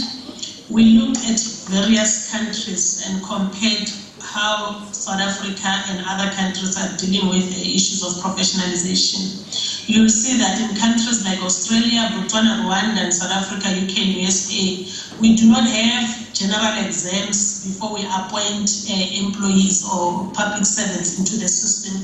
However, if you look at models that are used in China, India, and South Korea, you'll find that they do have those general examinations. And in terms of France, civil servants are recruited through competitive examinations. They also look at their qualifications, professional expertise, and their age, and they also conduct internal examinations in terms of certain reserved positions. In South Africa, currently what we have introduced is the online pre-entry course that we called Nukela. It's only rolled out for senior management services positions. And then before you can be appointed into any senior management position, you have to undergo that online assessment. And prospective senior managers are then appointed after they've completed this. However, there's a contrast because in other levels of SMS, middle management going downwards, we do not have any assessment or pre-entry examination into the public service. And we've also found that different countries will use various approaches and a combination of interviews and competency tests as part of their recruitment processes into the public service. And while we acknowledge that various countries might have compulsory general public administration tests and exams, all of them, they do have in-service capacity building and training, which is linked to probationary period and also performance management. The fundamental aspects for professionalization. What would professionalization mean to the South African context for the public service? It will mean that the attitudes and behavior of the public servants will change, and this we see it as a value aspect, which is about observing and serving in accordance with our constitution, Batupili principles, and the public service charter. And also professionalization will mean that we'll have qualified people who will know what they are doing and who will be fully equipped to perform their jobs with diligence. And again, this will require the creation of professional categories in the public service. We gave an example here to say, in terms of health workers, already they are being regulated by a professional body. For you to enter the sector, you have to undergo the process for professionalization so that they can issue you with a license to practice. And professionalization also will have to look at the public service, making sure that we have a public service that is non-partisan, and it must be depoliticized, which means in other ways that we must be insulated from politics. The mandate of the bureaucracy will be to be loyal and to be diligent, so that we implement the political mandate instead of becoming the political actors ourselves. Also, in order for us to achieve our goals in terms of professionalization of the public service, we'll need certain reforms. The framework also looks at extending the tenure of the HODs, because currently there is this changing of HODs, that when there's a new HOD, whatever plans that were in place, you find that they come up with new things, they don't conclude what the other person was doing before. And also to create the head of the public service, and also look at the occupational specific competency assessment, because currently we only have the generic competency assessment, and also the rotation of HODs after 7 years, so that those efficient ones can be able to work in other sections of our economy to improve them. And also we are looking at the revolving door policy to make secondments and the policy to be more flexible, and also looking at involving the Public Service Commission Maybe for to nominate. 3 minutes, please. Oh, okay, let me move to the pillars for professionalization. I'm sorry because I didn't get the time that was allocated. The framework outlines the 5 pillars, starting from pre-entry up to career progression. And in terms of the pre-entry, we are looking at working with the higher education institutions and other institutions of training to assist with the pre-service education to ensure that public servants their curriculum will be influenced so that we get public servants who are fully equipped, and also looking at rolling together up to the other levels of the lower levels of the SMS, and also looking at using the DPSA directives for SMS to improve competency. And in terms of the pillar for induction and boarding, there are currently 2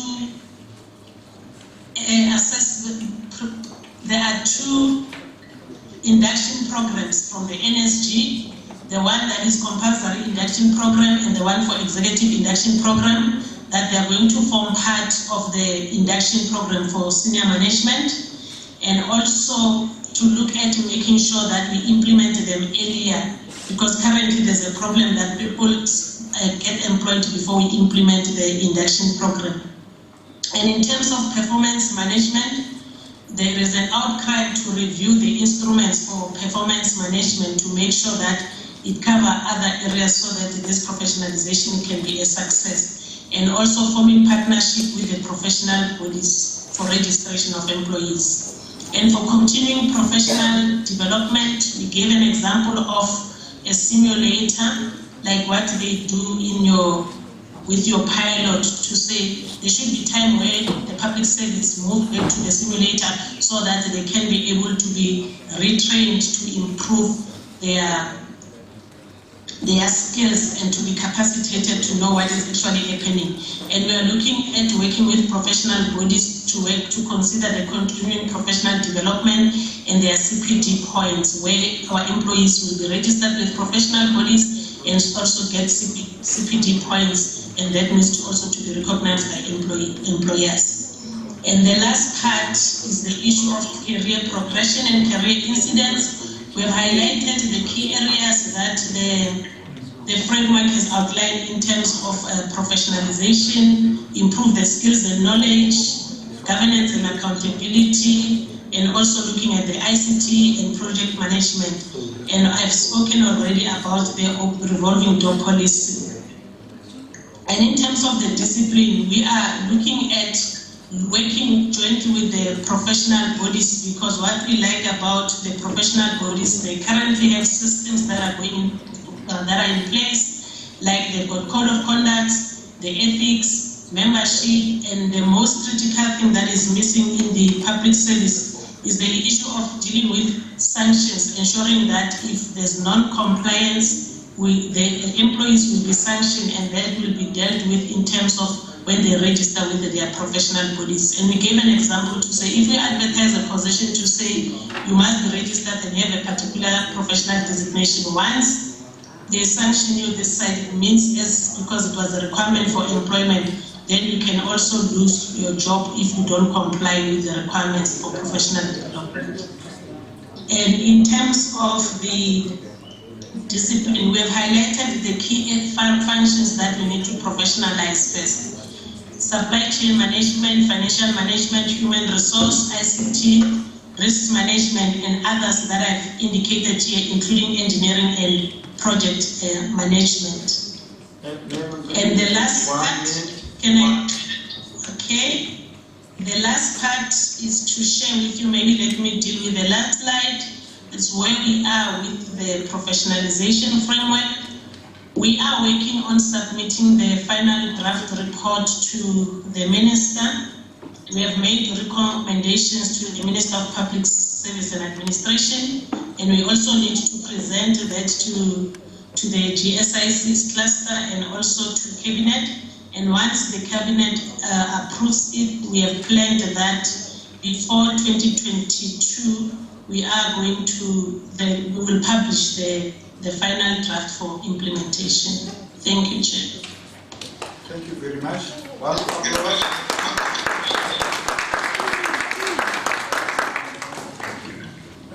I'm trying to unshare the stop present. Thank you. I think there is a slight amendment to our program. The next speaker is going to be a speaker from the University of Maryland, Professor Maria Day Marshall. She will speak on the global classroom. Professor, if you are ready, please take the stage. Thank you.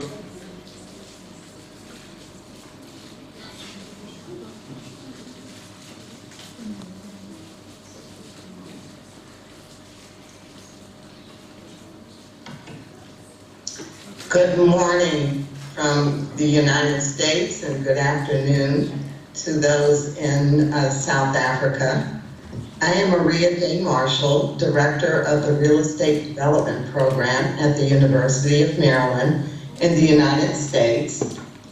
It's a pleasure to be here today to participate in the African Student Regional Conference. I bring greetings from the University of Maryland, and I want to congratulate the students and everyone else who have made this conference a reality. I also want to thank all of the people who have participated in the U.S.-Africa Collaborative led by Elizabeth Glenn. A tremendous amount of work has gone into making events like this possible, where students and faculty and professionals from the U.S. can participate. I'm going to take a few minutes to talk about another project that has resulted from this partnership.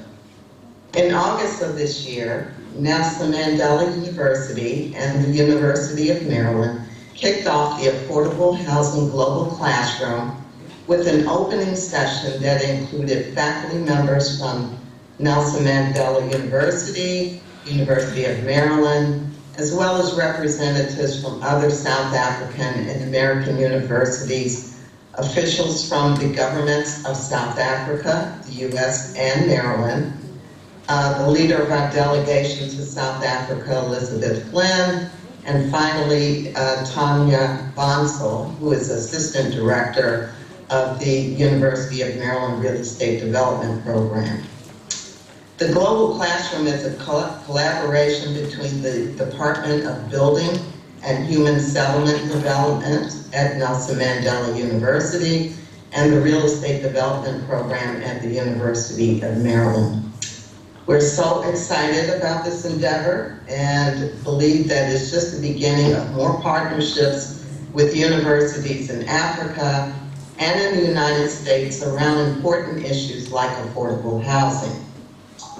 As I said in the opening session, this all spawned from a research trip to South Africa that Tanya Bonsall and I joined with a delegation of public officials, Public Housing Authority executive directors, and commissioner led by Elizabeth Glenn.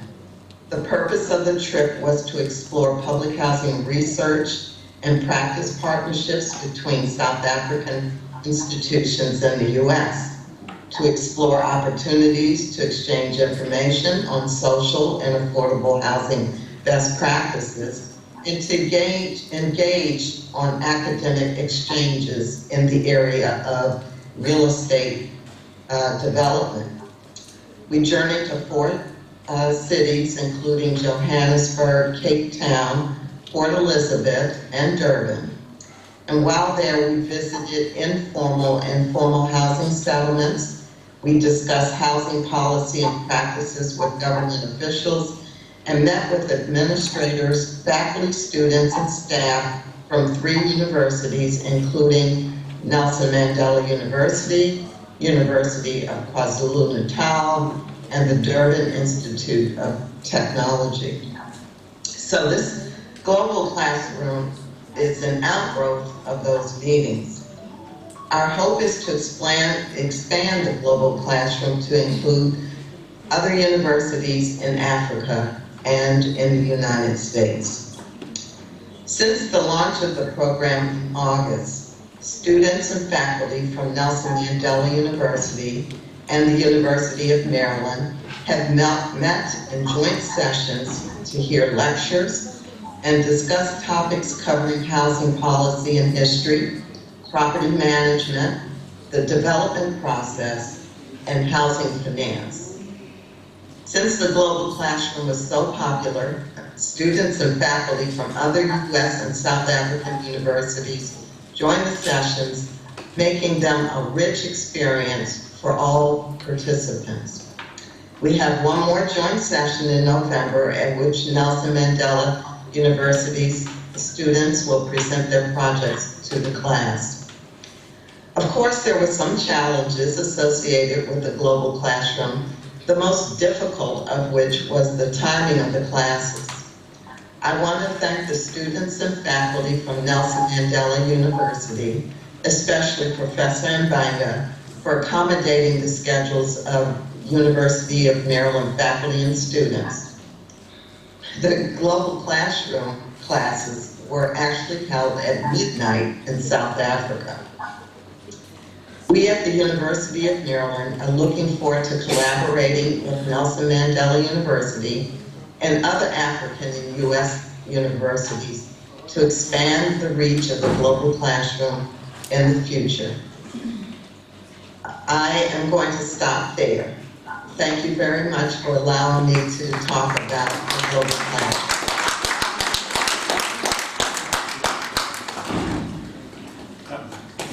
Thank you very much, Professor.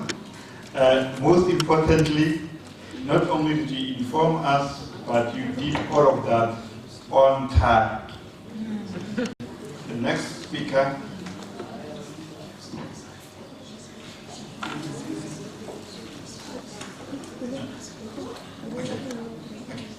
We would now like to invite from the IHSP-SA a speaker to talk on mainstreaming the human settlement students in all provinces. The name of the speaker is not mentioned. So anyone from the IHSP who wants to speak about mainstreaming human settlement students, can you please come to the fore? Thank you.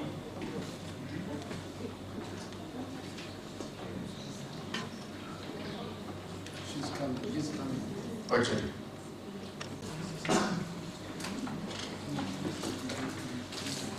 Do we have the speaker?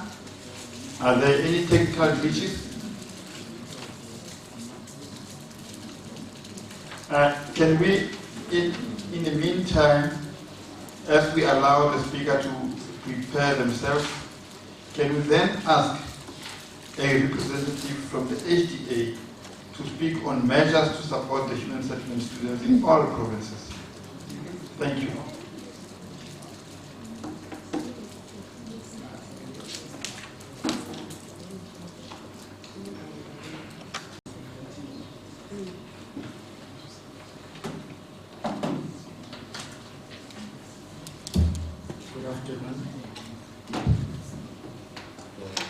Afternoon. I had said I would project from my end, but I need it projected. I apologize. Can I just send it to you quickly?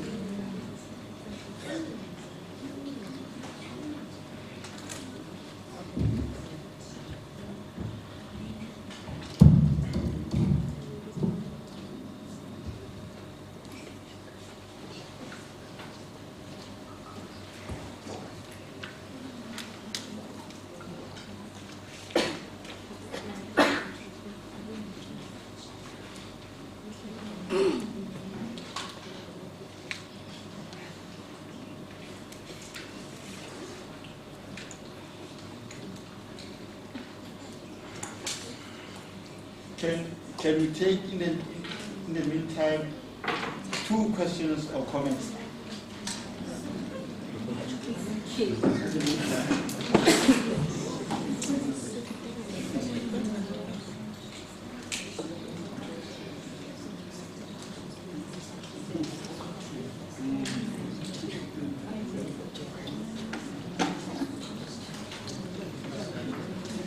comments or questions, please? Let me read themselves.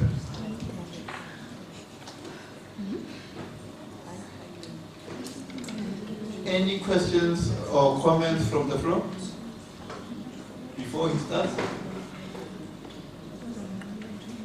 Okay, I think that we will allow him to start. He will have his 15 minutes, and the 15 minutes start now. And he will finish at 10:40. Sorry, 13:40. 13:14 is now 13:25.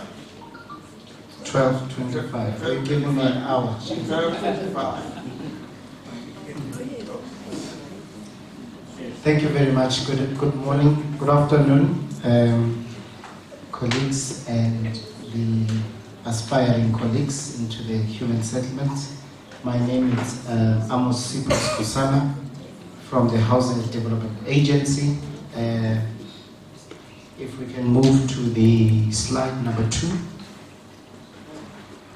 I'm going to introduce the Housing Development Agency. The Housing Development Agency is an entity of the human settlement established in 2008 under the Act of 23, and the mandate of the human settlement is as displayed on the screen. We have 2 mandates. I want to talk to this slide. So we have 2 primary mandates that we're responsible for. The first mandate is to identify and acquire the suitable land for human settlement development, including buildings for human settlement. The second mandate is planning, capacity support, capability and project management of the human settlement projects. Primarily those projects we work in conjunction with the municipalities as well as provinces and other private sectors in the human settlement space. Our sub-mandate from the 2 is that as we carry on these objectives, we need to ensure that development of human settlement is sustainable, viable, appropriately located, and that we expand or optimize the job creation throughout the process. So we play in the space of the full value of the human settlements. The agency is largely funded from the national budget, which is OPEX, as well as the funds or the fees from the municipalities and provinces in executing the project. Our legislative framework, if we can go to slide number 3. Our legislative framework, what we are responding to, is under Section 26 of the Bill of Rights, mandates the state to achieve the progressive realization of the rights of all citizens to adequate housing. That's what drives the HDA. And the Housing Act 107 of 1997, as well as the comprehensive plans of the development of sustainable human settlement of 2004, including the Housing Act of the Housing Development Agency Act number 23 of 2008. Please proceed to the next slide. You know, I'm used to projecting myself, so I'm moving it here, and I'm looking at them thinking, why is it not moving? And measures to support human settlement students.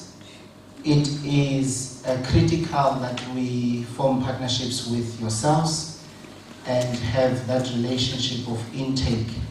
You are responsible for the second mandate or the primary mandate in our sector, which deals with planning.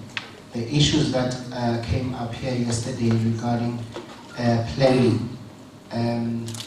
there is a solution and you are the solution that we require. So we need your expertise, we need your innovation ways of doing things, how the human settlement projects are planned. It starts with you and the HDA as well as the municipality. So I want to talk largely in the few minutes that I have to the internship programs. HDA in the current financial year has taken 50 graduates under the graduate program, internship program, and these graduates are located in the 9 regional offices as well as the head office. Primarily, we're looking at graduates from the built environment, your QS, your civil engineers, structural engineers, and construction managers and project managers, as well as your town, you guys call it regional and urban town planning. I want to be correct. So primarily that's the internship programs we roll out each year. And however, we need to be mindful of the human settlement value chain as a whole. There is a huge appetite for SMMEs in our sector. So we require graduates to think out of the box, as they say, not only seeking employment opportunities, but looking at adding value to the sector. And this is my passion, because that's the unit I am in. So what we do in this unit, we capacitate all emerging contractors or SMMEs to participate in our value chain of the human settlement value chain. And capacitating the emerging contractors means that we establish panel of emerging contractors that you will not compete with your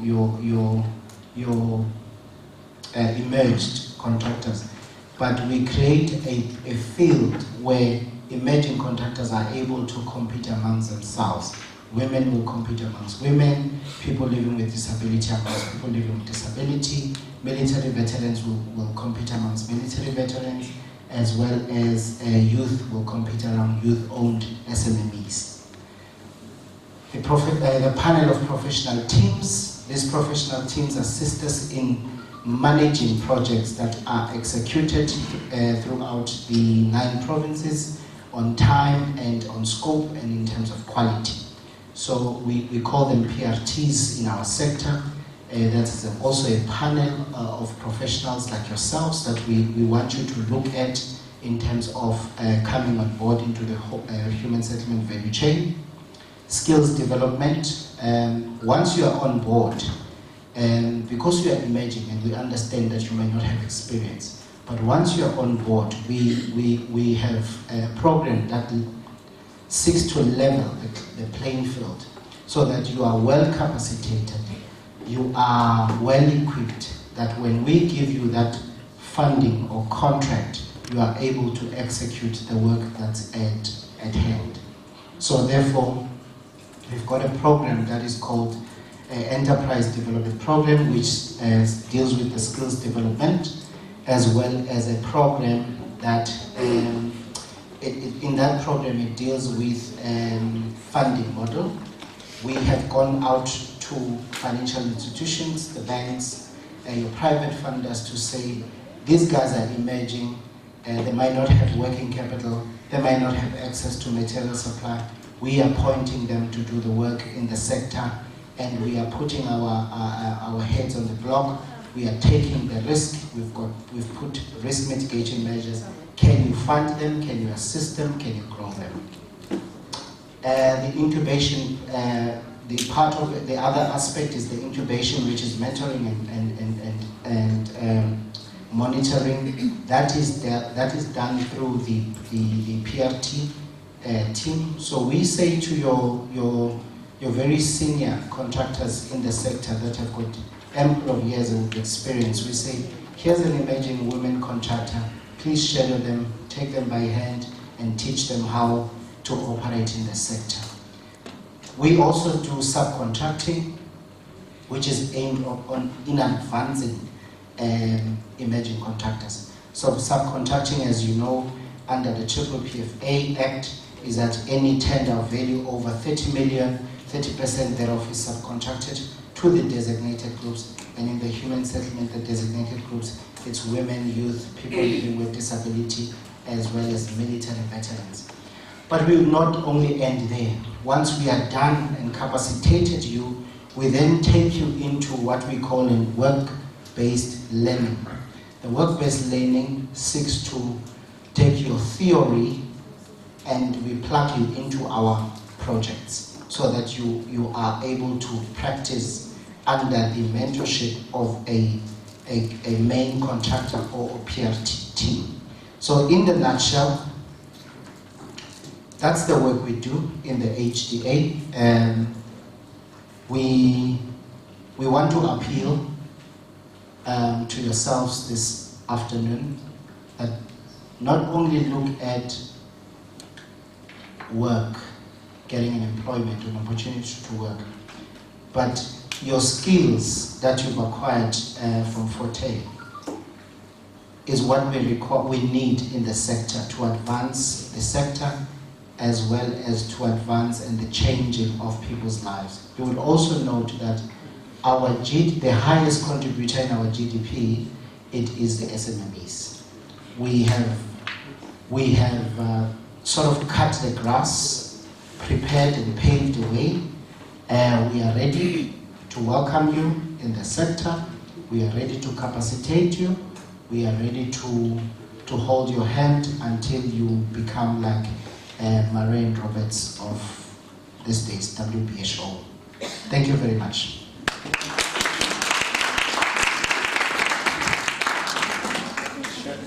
Thank you very much. I think you were able to do that well on time, ahead of time, I think, and that is much appreciated. Before we go on, I want to announce that there is a lost and found item, and the item belongs to Mr. Chandu or Chandu. Can then the person come and collect this item? It is still in my hands.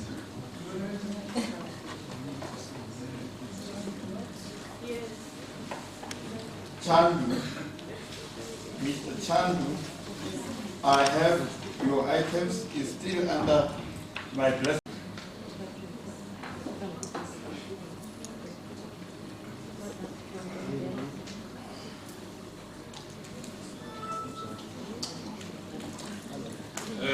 Greetings to everyone. It has been a struggle to get to this platform. My name is Abongile Ntobo. I'm from IHSP-SA, and I am not alone. I'm with my colleagues from the head office in Pretoria, and from the marketing and the media and communications. I've seen people being chased away from this platform because of time. And now I have to comply with that. I hope I will cover everything that needs to be covered. From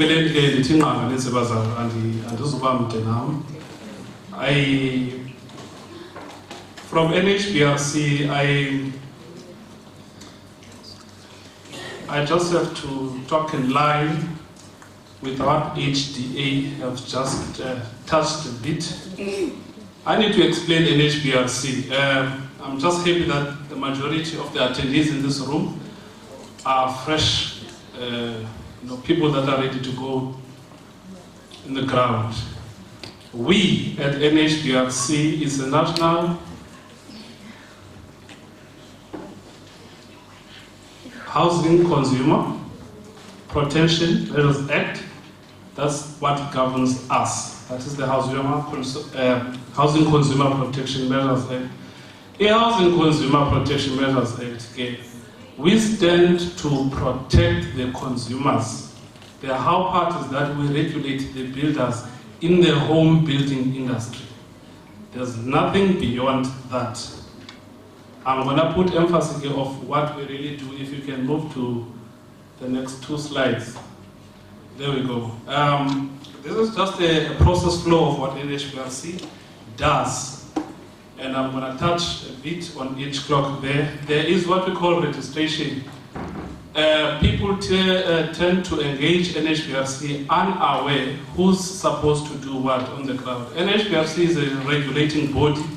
We regulate the home building industry, meaning for any person that has to do or build a home, they must be registered with us so that we can regulate. You will see I have a couple of pictures here which elaborates more in terms of quality and what we regulate.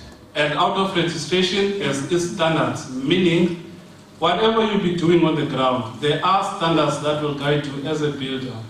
Now, if you're a fresh graduate, you'll be exposed to builders that cheat a lot. And when they cheat a lot, they cheat it like in front of you and you won't see it.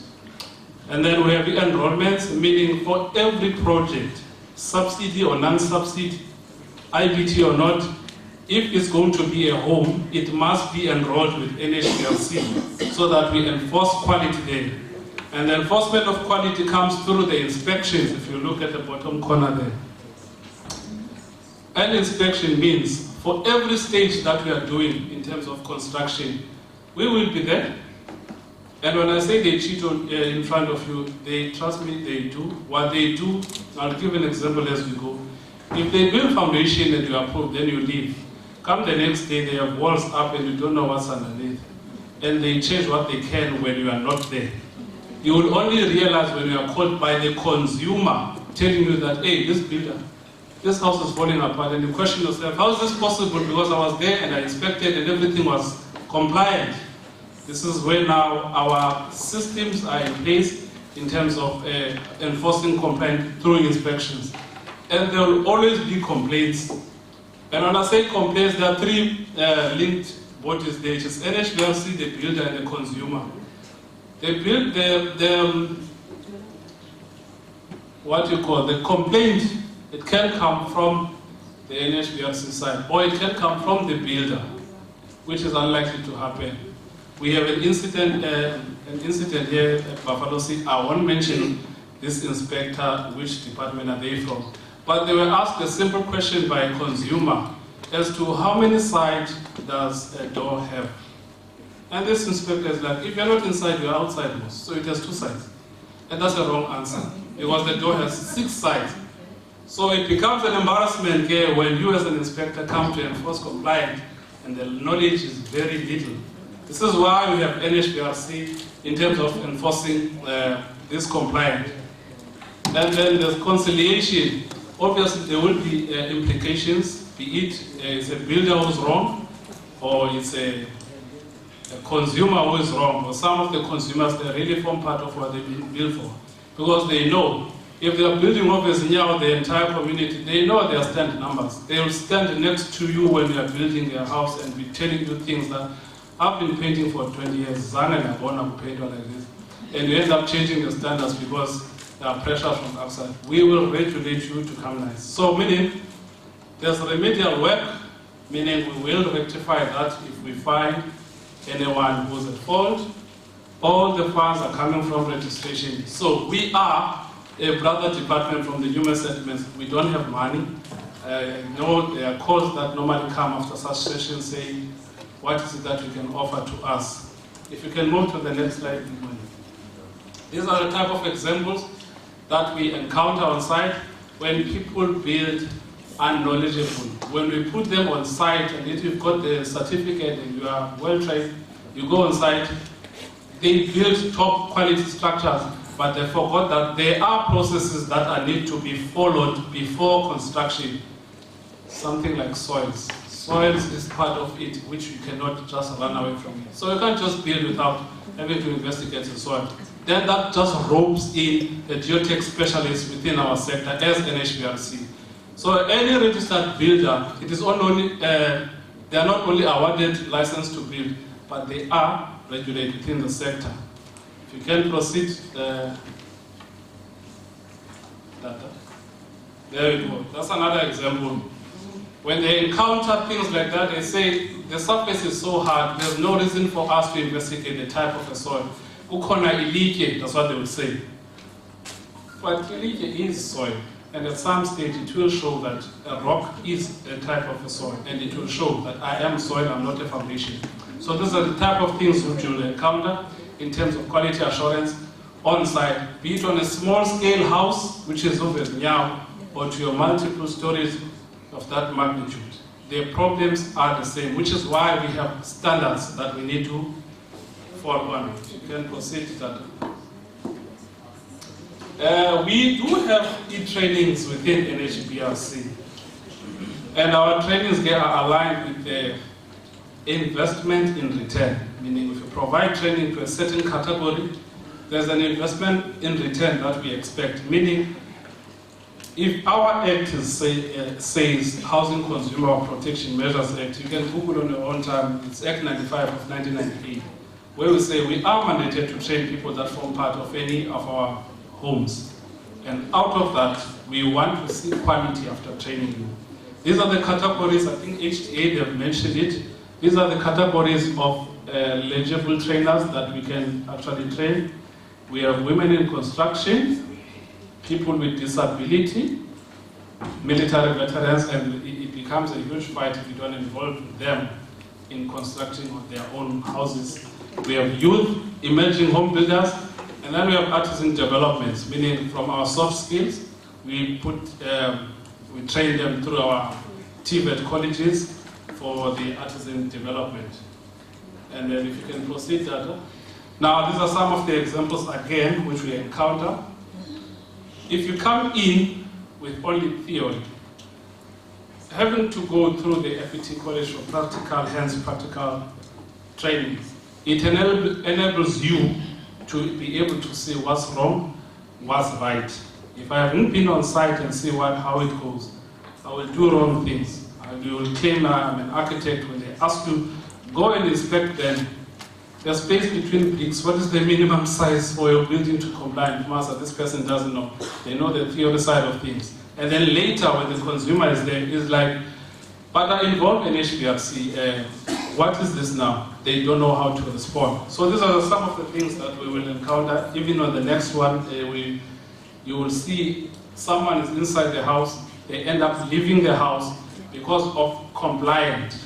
Now, someone will claim that I built that house on top class. But what is it that we look for when we inspect? The inspector comes to test your work against 3 things. Did you build according to standards? That's number 1. Number 2, have you built according to any rational design for a competent person? That's number 3. But the critical one, which is the 3rd one, is your material, has it been tested to perform?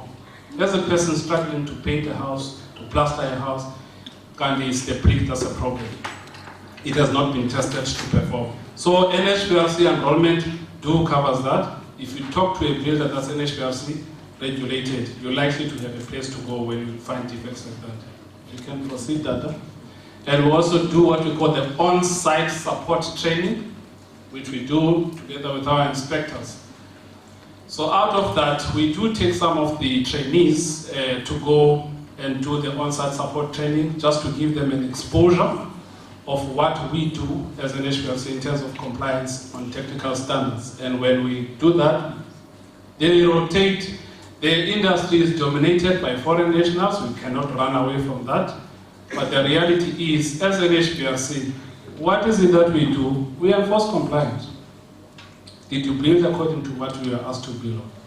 That's what we need to enforce. And the people rotate. We tell these people the next day, it's the next group. That other day, it's the next group. 3 weeks down the line, the whole village is finished. And who's at fault? And who's suffering, which is the consumer. And we do have the sister departments, as the last presenter has indicated, that any of the following, they request training through IHSP-SA, which is the human settlements, HTA is part of, and also have the local municipalities. There are offices, there are officials that are responsible to request your trainings to the department, to us. We will engage, we will move with you. And if you need anything, there will be proceed. There's the contact details there. If you would require any further information or which door to knock to, we will direct you to them as well. Thank you.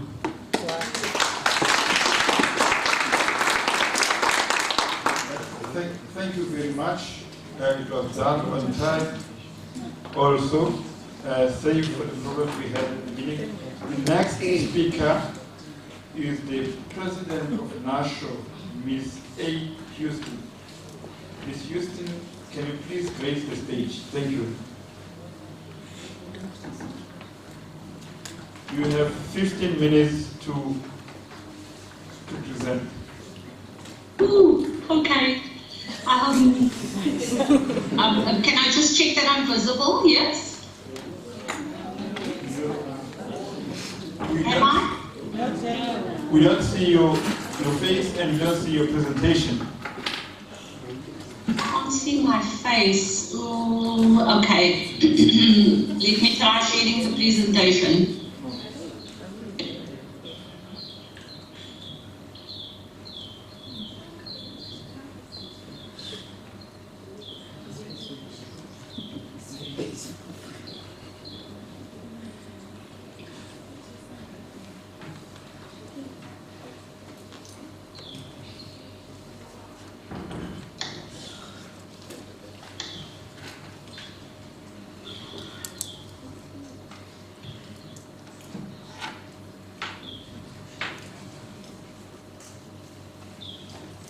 Is the presentation visible? Yes.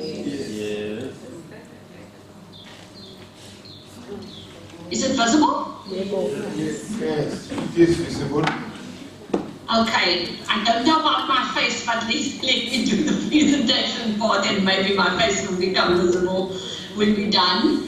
Thank you so much for including me in the program. I think it's very exciting for us to be speaking to the student chapter, because all our hopes are in you, young people, and some of you mature students who are looking for fresh ideas. I'm the president of the National Association of Social Housing Organizations. So I thought I'll just tell you a little bit about social housing, and before I give my message of support from our association. Social housing in South Africa is part of the South African government's housing subsidy scheme. It provides a rental option as one of many other state subsidized housing programs. Typically, the other programs do not offer a rental option. Our tenants in the social housing continue to remain eligible to receive a free house, which in South Africa is typically kind of called the RDP house. So they're still eligible to get that free house from the government. But in the meantime, there are these rental options being supported by the state to become available in the country. Some of the other programs are government subsidizes, which is not part of our social housing program, is that they finance credit-linked subsidies. So where people are buying a house that's bonded through a bank, if they meet certain income criteria, they might get a small grant from the state. They can get that free house, the freestanding houses, which are now called Breaking New Ground houses. There's also informal settlement upgrading as part of the subsidized program. And there are a few others, like we have a program to redesign hostels, because obviously because of the migrant labor system in South Africa, we have lots of hostels which are being converted. So social housing fits into a suite of offerings in South Africa. And it's a very strategic initiative in our housing program in South Africa, because it's the only program that is locating poor people in areas that they can't afford to buy into. So well-established, already functional areas with amenities and resources that would otherwise exclude people because they would not just be able to afford to rent there or to purchase. And that reality is because our property market is inflationary, so the price of housing and the cost of rentals escalates every so often with the passing of time. And because of that inflationary nature, it's making our property market very exclusionary.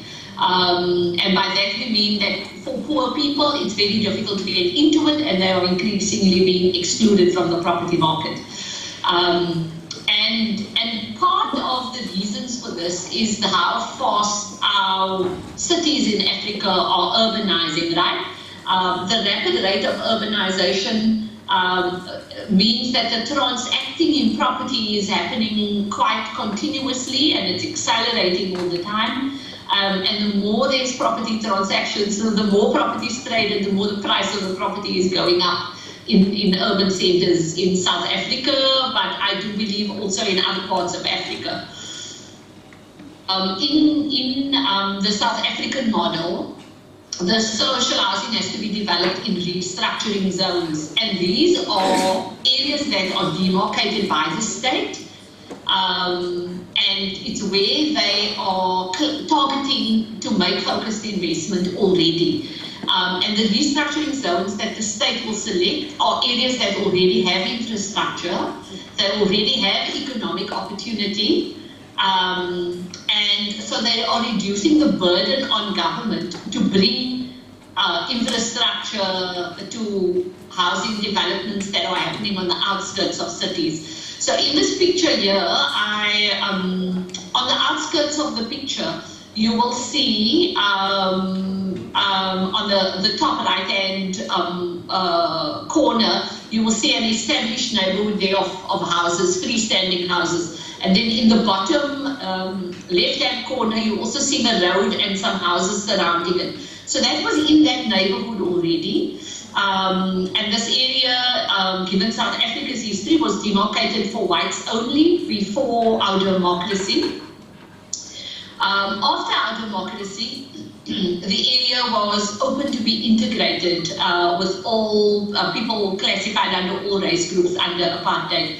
And there was this open field inside the neighborhood between those two corners that I've just directed you to. And so we developed this housing that you see inside here in 1999 and in 2009. We developed the housing you see there as part of, because this area was then zoned a restructuring zone, and it meant that we could bring poorer people into this neighborhood that was already established and working with good schools. In fact, this neighborhood is the best performing school district in our region, in our province, the Western Cape. So we could bring this in, we could offer people a subsidized rental in these apartments, and they could have easy access now to education opportunities that would be life-changing for them. What you can't see in the picture is that within 5 kilometers of this housing are 3 very, very active industrial nodes, Edgemead, Marconi B. Milnerton, where there's a tremendous amount of economic opportunity. So the people who live here can now walk less than 5 kilometers to get to work. Since this photograph was taken, our city has also introduced that rapid bus transport system, the My City bus, and it runs alongside this road in the bottom left-hand corner, which means that even people working further away can very easily just, walk less than 2 kilometers to catch very efficient and effective and reliable public transport, which in our city is like gold because our public transport system is very broken. So, and this is really just in a nutshell what the social housing offers people, that it offers them an opportunity to get into a neighborhood that's much more functional than the settlements they may be coming out of. And by doing that, we unlock opportunity for them. So in South Africa, social housing, as I said, the tenure has to be rental, although we do allow it to also be cooperative housing. Now I know for those of you from outside of the country, in Kenya, the housing co-ops are strong. In Tanzania, there's also some co-ops that are working well. In some parts of our continent, housing co-ops are thriving. But in South Africa, housing co-ops have really struggled, and I think we only have one housing cooperative that is functional in the country today. So the housing co-ops is not a very popular model for South Africa. So, but our social housing, in terms of our Social Housing Act, it may be rental or it can be cooperative. It's never for ownership. It has to require, the scale of it has to require institutional management. I'm just summarizing what our Act says. So that means that it can't be really freestanding houses because that is not at a scale that requires an institution to manage. So typically the social housing is in 3 or 4 story walk-ups, as you've just seen in that picture, or even in higher walk-ups, but we have challenges. Sorry, in taller buildings that have lifts. But we have challenges with that because the minute we go higher, the cost goes up because of the piling and the support that needs to go under the building. And once we add that cost, we struggle to make it work within the grants the government is making available. So it's typically been, not more than 5 stories in our country. The target market for our social housing is households with joint incomes under 15,000 Rand per month. Until very recently, that ceiling was half of that number. It was 7,500, but about 3 years ago, the ceiling got raised to 15,000. And so these are typically hard-working, working class people. If you think this is a household income, these could be, in a household, 2 or 3 people working in very unskilled jobs or semi-skilled roles to achieve that 15,000 Rand household income. In South Africa, we also require that they must not have owned property before and they must not have received other subsidies from the state for housing purposes. And then all the social housing delivery is happening through partnerships with the state.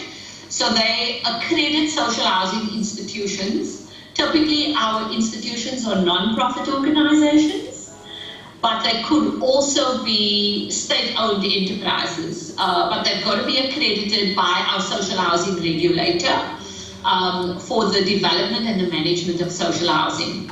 And as I said, all the housing has to be located in those restructuring zones. And then the support we get from the state is just a partial funding for construction, not full funding. The institution has to match the funds either with their own equity or by borrowing. They either borrow from commercial institutions. Alternatively, they may be borrowing, there is a state-owned entity, the National Housing Finance Corporation, which might fund the project if it meets their viability criteria. So that's sort of the rules of engagement for social housing. The funding has been tricky, as I've said, because for 3 and 4 story walk-ups, the funding just makes it. We can just about manage to make these projects viable. The minute we go higher, we need to find almost 50 to 60% of the costs, and if not more. And this makes it very difficult for us to build taller buildings. And because we're not building taller buildings, it makes it difficult for the whole thing to be financially sustainable over the long term.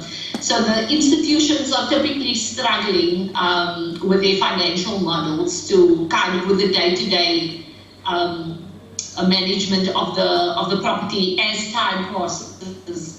And this is because in South Africa, our government does not extend financial support for the day-to-day operations. So it's once off at the time you build, and then after that, the project has to wash its own face. The rent to be collected has to be adequate to cover security maintenance, common area costs like electricity or water cleaning, and the administration, the collecting of rent, all that stuff that goes on behind the scenes.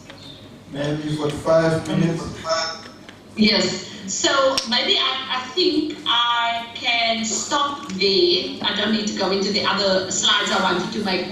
I think as a message of support then, NASHO is the Association of Social Housing Institutions in South Africa, and we lobby and advocate for an environment that's more friendly for the delivery of social housing. We'd like to see more social housing happening in the country, and we work with the government and with the regulator to advance social housing delivery. And I think on our continent we have two challenges delivering all kinds of affordable housing, not just social. The first challenge is the customary land ownership, so communal land ownership, and reconciling that with our post-colonial land titling system. So in lots of places on the continent we have these things happening sort of dually, and we haven't found mechanisms to really resolve that. That's one challenge. A second challenge is our unregulated property market, land and property markets, and what that does for property prices, because it creates this exclusionary dynamic that keeps the poor out. So I think from NASHO, I'd like to reflecting on South Africa, where we've had so much delivery. Most of us who've worked on housing delivery, we work on the delivery of housing with a big focus on construction and building more houses. And then we've evolved into thinking about the quality of human settlements and thinking about how we make these settlements integrated. We have been less focused on how we release land, and we need a much greater focus on that. We have also been hardly ever really focused on the property market and how the dynamics in the property market affect the delivery. And so to you young minds, students, or the older minds who are thinking about housing delivery afresh, I think I'd like to encourage you to, in your postgraduate studies and in your thesis work, to investigate these issues, the issue around how we reconcile with titling and communal land ownership, and how we understand the property market and its impact on housing delivery. Because I think if we don't figure that things out very well, and we don't build a strong cohort of practitioners who understand that, we're going to keep tripping up on it. Having worked on housing issues on the continent and in South Africa for the last 28 years, I think those two things are really kind of perplexing us. And we're working too narrowly on the construction and the delivery of more without understanding what's holding us back. So I wish you very well in your deliberations over these 3 days, and most of all in your studies and in your careers, because this is a massive pressing problem that is really holding back, I think, the realization of dignity for so many people. And so your cause is noble, and the work you're going to do is going to change lives, but it's also going to change our continent if we can fix the system of delivery. So thank you for listening to me today.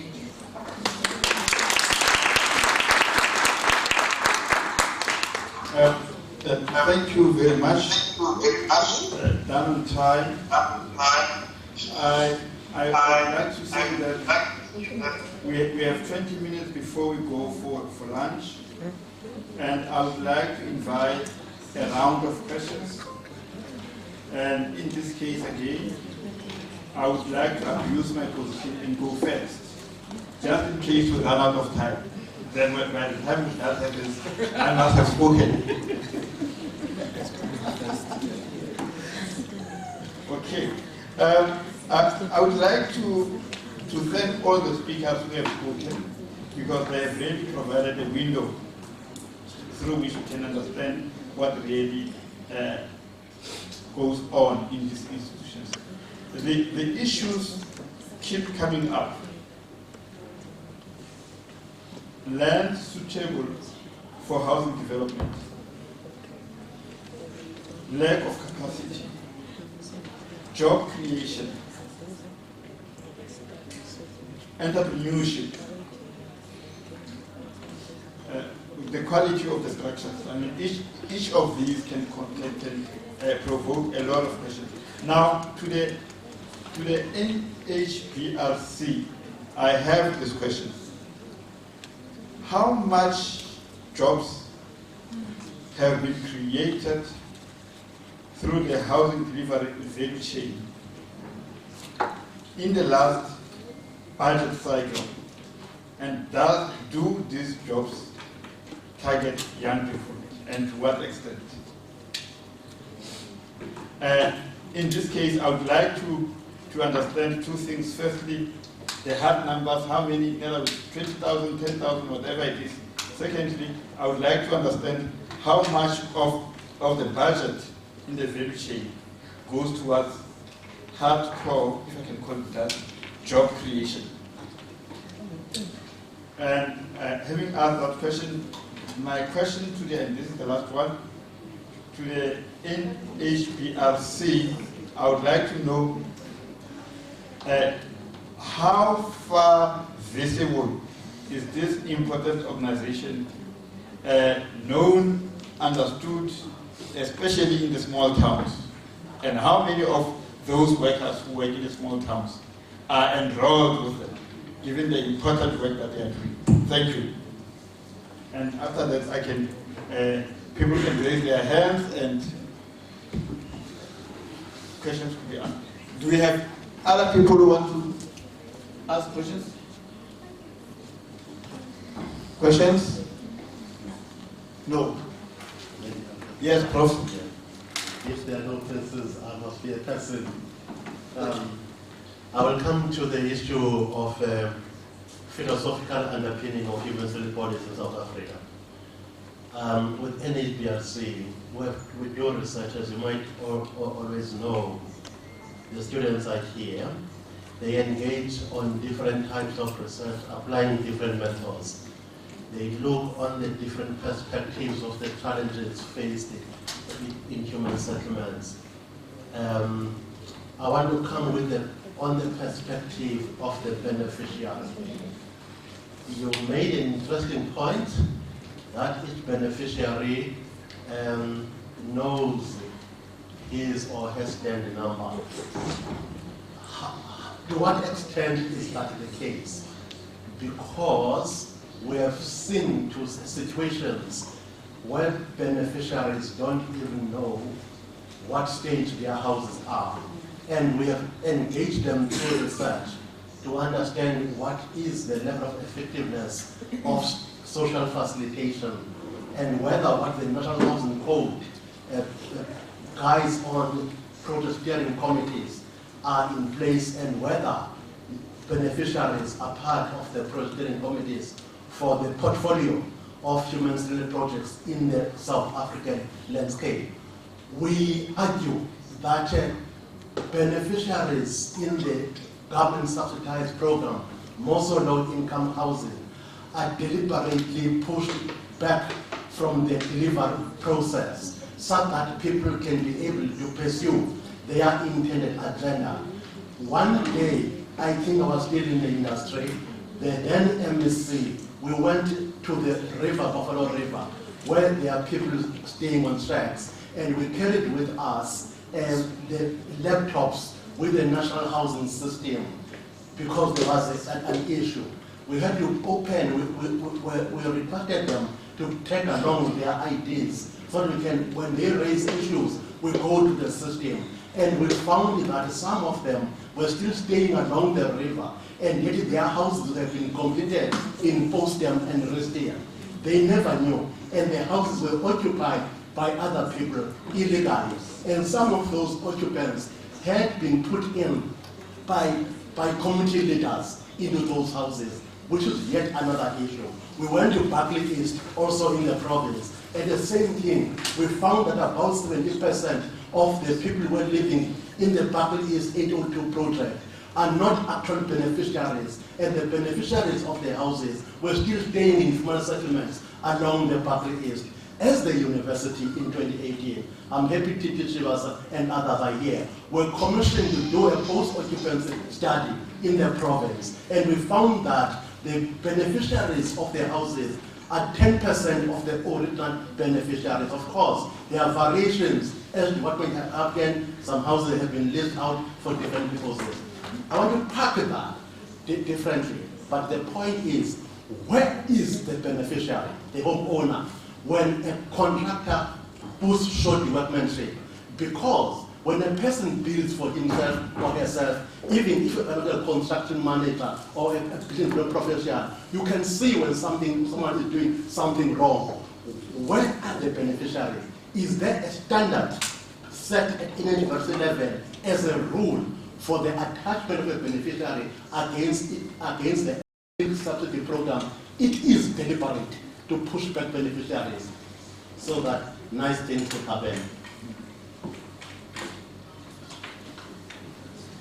Yeah, I might add in provocation that these are the features of a post-colonial state where patron-client relations are being cultivated.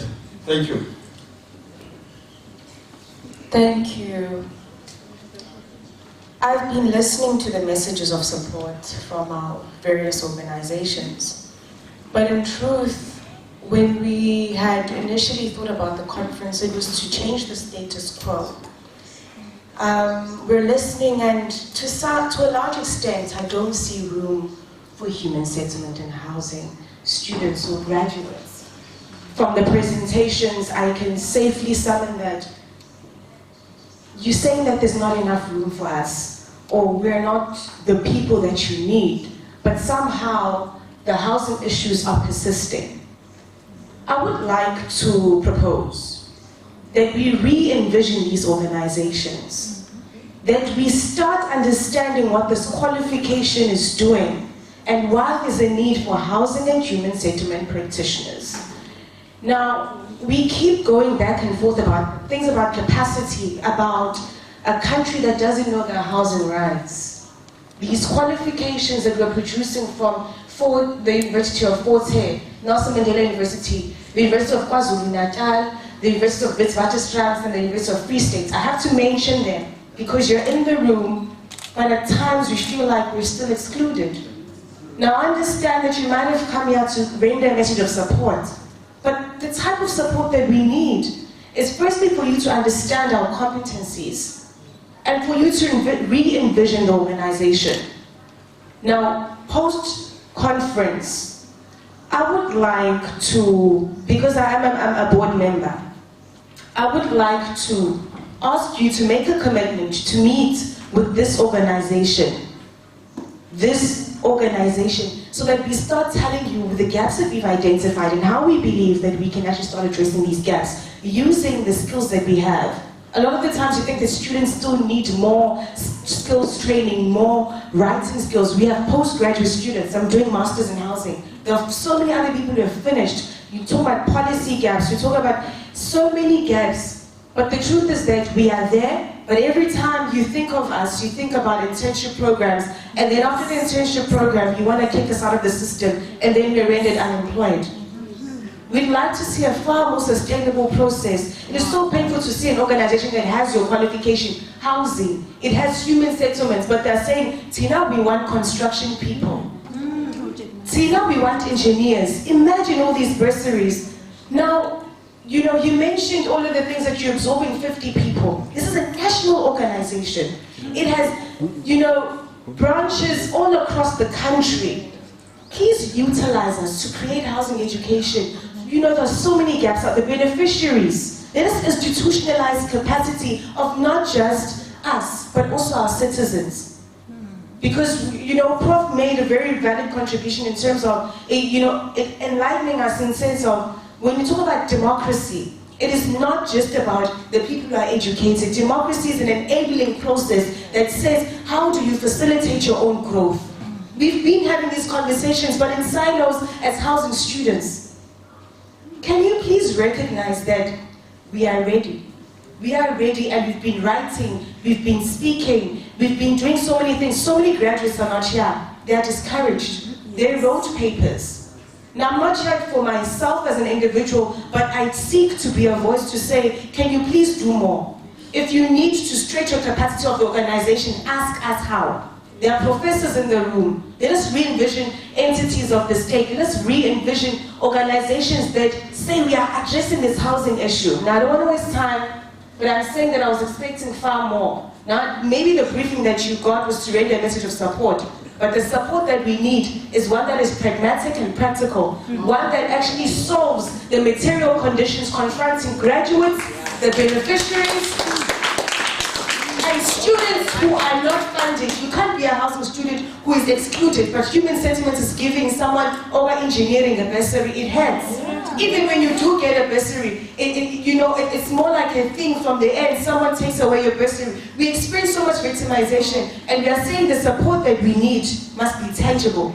When posts are coming out, even from our other entities, you need to say housing and human settlement students. But I think that there's a gap in your understanding about our qualifications, not you as an individual.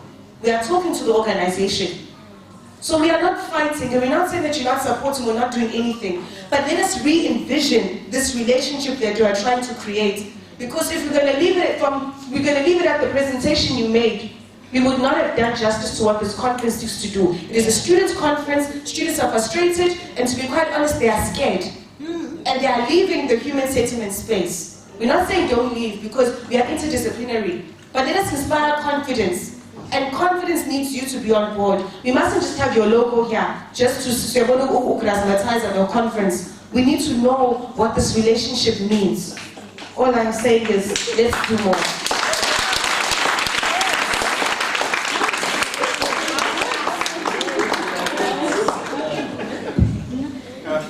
Thank you.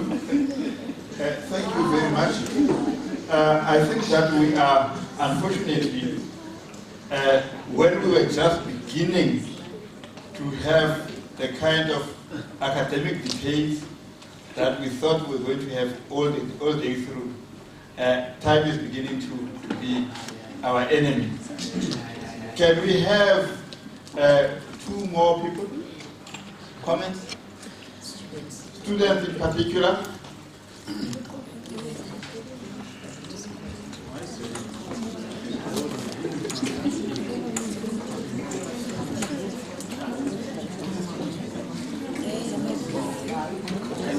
Testing. Hi everyone, my name is Seatem Tibela, third year student from Nelson Mandela University. Just a plea to the IHSP-SA itself.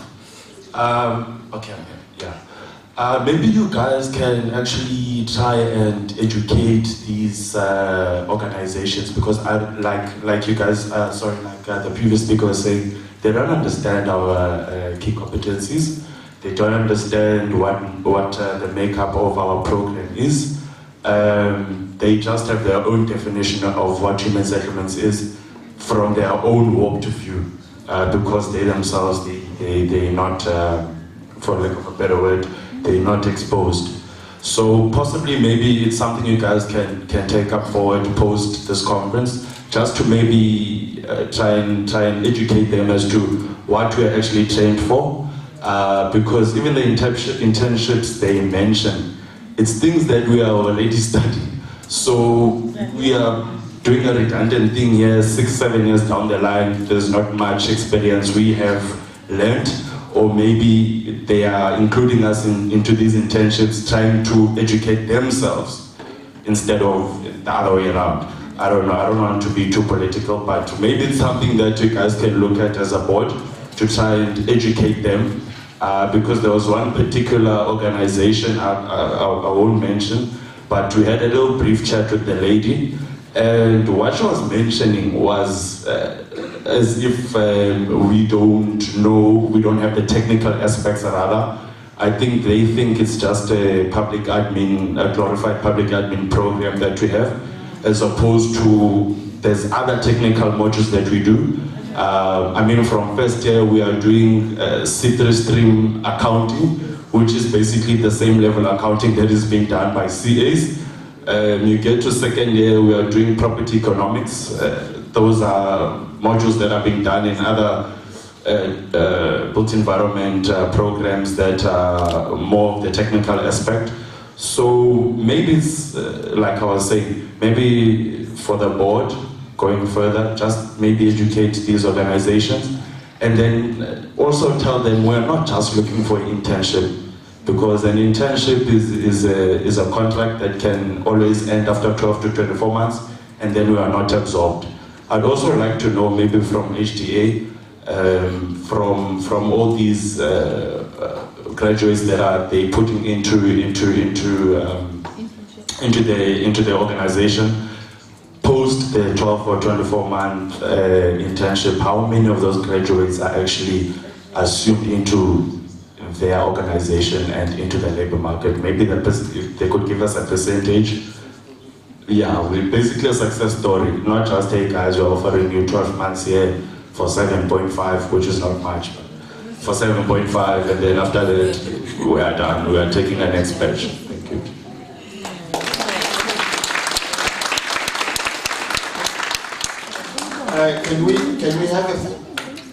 Can we have a second speaker, and then we will then give them the opportunity to respond. Very, very important. Right to reply.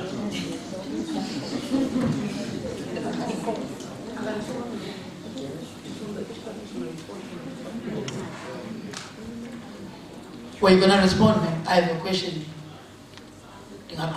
Yes. Because I think previous speaker covered a lot of things. I have a question in the issue of HDA, I think a bit about the entrepreneurship. Now, the reality of the matter, we believe what is written, but in practicality, there is a crisis in the issue of entrepreneurship. There are many red tapes that if we were to enter that space, as I'm speaking here, I have a company, I've been knocking there, no doors are opening. And if you are into that, I heard the report that was said, but there are things that are actually a package. We need the box to be unpacked. In reality to say, I'm going to make an example to say, you go around and you look at, let's say, a settlement that was supposed to build house, and there were SMMEs that were given the jobs. You go there now, you'd find that only 10% actually made it. And if you look deep, we know that we say people can't get the money, but at some stage you find out that what happens is the SMMEs only have enough probably capital to cover the cost of a month. After a month, the procurement processes and everything like that, the workers start striking, your project is messed up, and that thing stands there.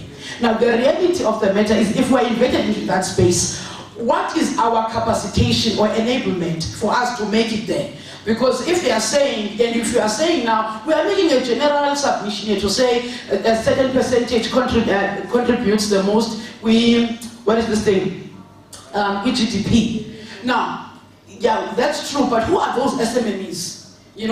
And what funded those SMMEs? Because we must look into the reality of the matter is we have potential SMMEs here who want to go into that space, but the reality of the matter is there's no capital.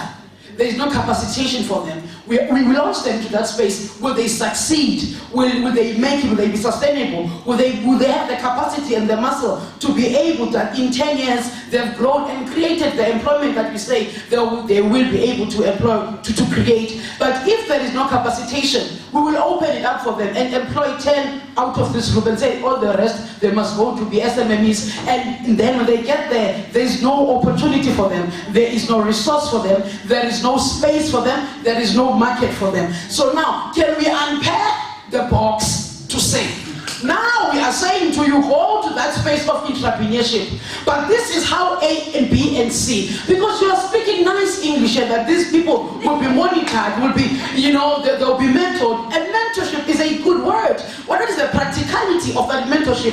Right now, we can make a study to say, how many SMMEs who have come out of human settlement right now, who have the qualification, who are skilled, and probably have the registration things, but how are they making it? Are they successful? Are they able to maintain their business? Is their business sustainable? Is it able to contribute, to economic development of where it is? Now, we must understand, so that we are able to really answer the questions and not just sugarcoat answers. Because if we are here gathering here trying to get to solutions, and then what we need is practical solutions that the graduates who are here, probably who are 50 who are here now, and there are others who are not here, when we say they must go into entrepreneurship, and if we are speaking about entrepreneurship as a vehicle to address or redress poverty or build economy in our spheres, how? And how do we untape the red tapes? Because Mr. Tayo, when my sister is that we have the zeal, we have the passion, but Nyaniso is the background, we don't have capacity. And if you go along and someone is going to say, go knock at ECTC, go knock at NYK, I'm going to tell you right now, even there are red tapes. You know, you are scored, you are what, and how are you going to make the scores if you don't even have capacity to begin with? Thank you so much.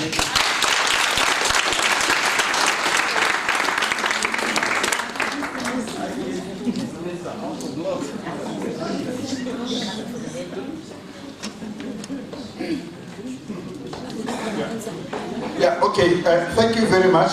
I think we are 2 minutes late. So I'm going to suggest that we stretch until 10 minutes, but I really want the entities to respond. And I really want to echo my question.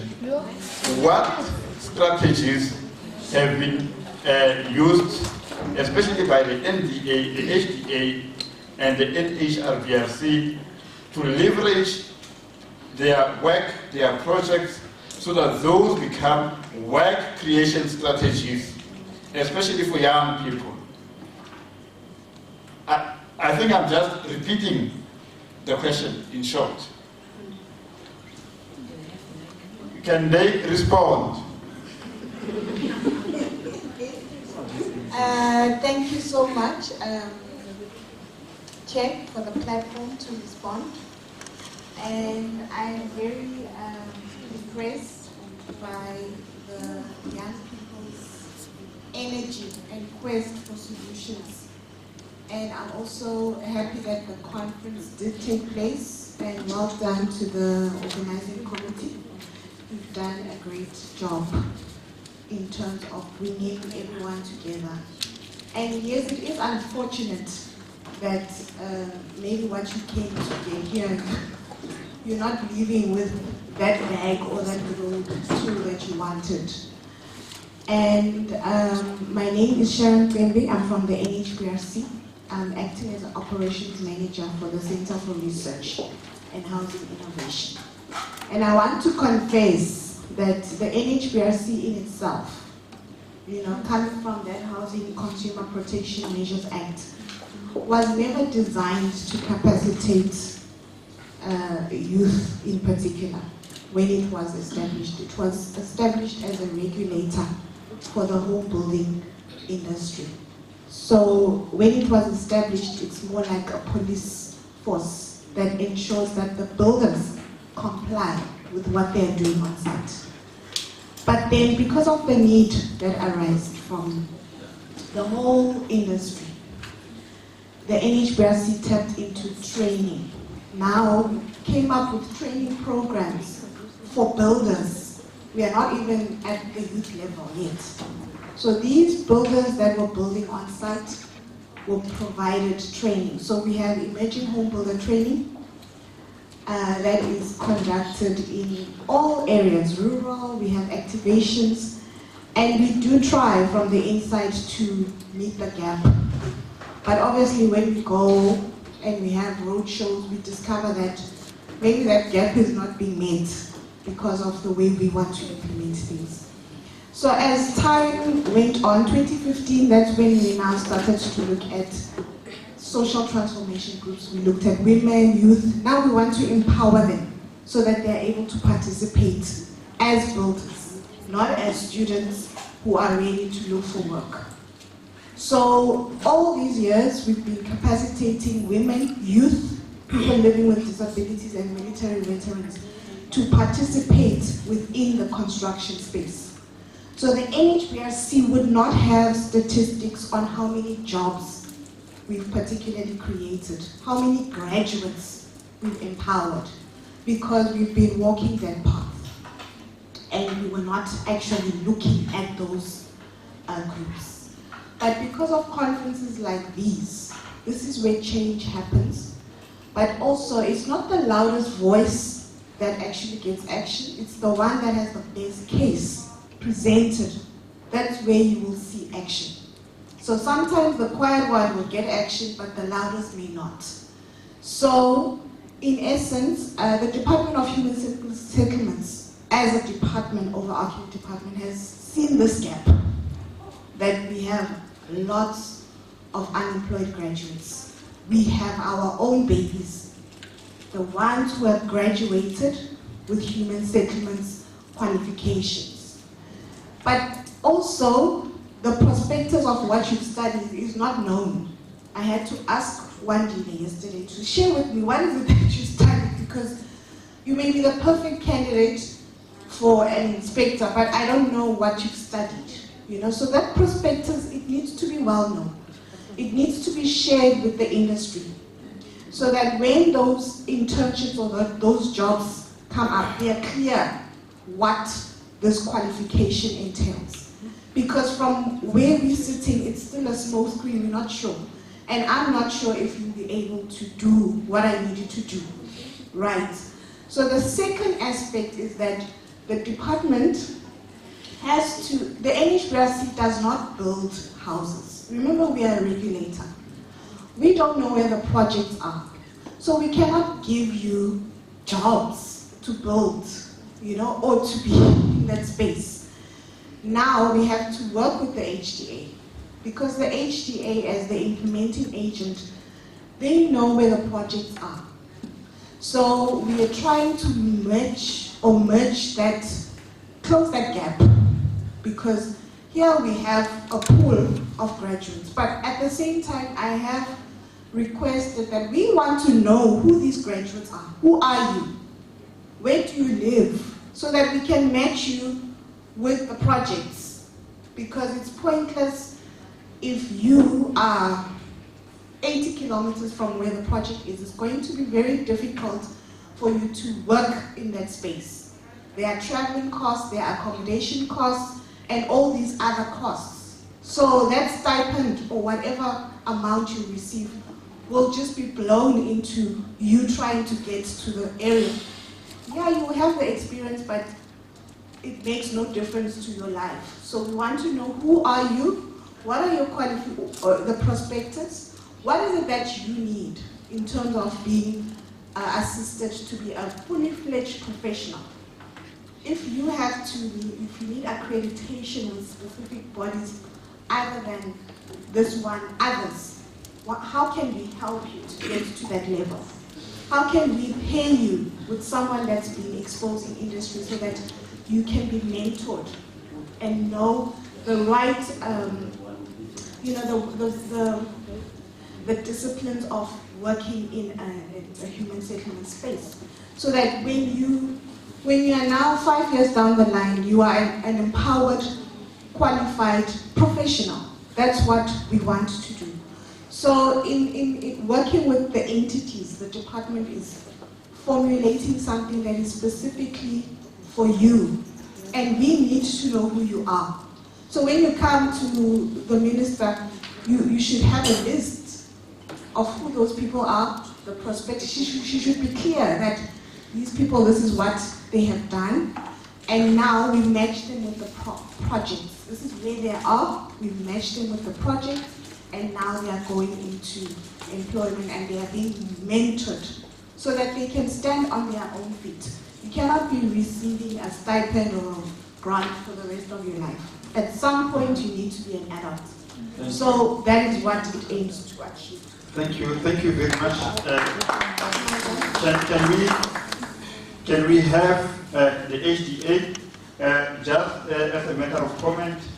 I think that the National Department of Human Settlements was very, very involved in the construction and the design of the programs. Yeah. It is really surprising if some entities within it do not know what the curricula of these two programs entail.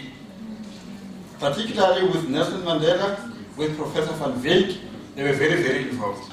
With us at Fort Hare, I was part of it, Mr. Boyce was part of it, when he was a member of the National Department of Human Settlements, They used to come and we used to sit in a room and design the courses together.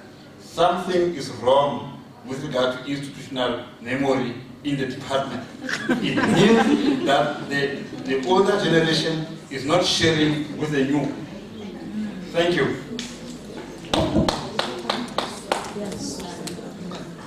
Let me try and attempt to answer some of the questions posed to HDA, and my colleague here, Makhabeli, will assist me. In terms of the first question, policy framework, you would know that in the sector, policies are a national mandate. So we are implementing what national has mandated, and in terms of the policy. So the influence of policy starts at national. And I think what Sharon has said, that we should have a follow-up sessions with yourselves in influencing the policies at national level, and those would then cascade down to provinces and entities, and it will then be visible on the ground. So the second aspect of the question was regarding the internship programs in terms of the absorption. In HDA, we've only started the internship program 3 years ago, and this is our 3rd year. So when we started the internship program, in my many hats that I wear in the organization, I kick-started the internship program, and the absorption rate was over 65% of the guys we took. And and say others were taken by the contractors that they were working with on site, and so on. Okay, just a follow-up question.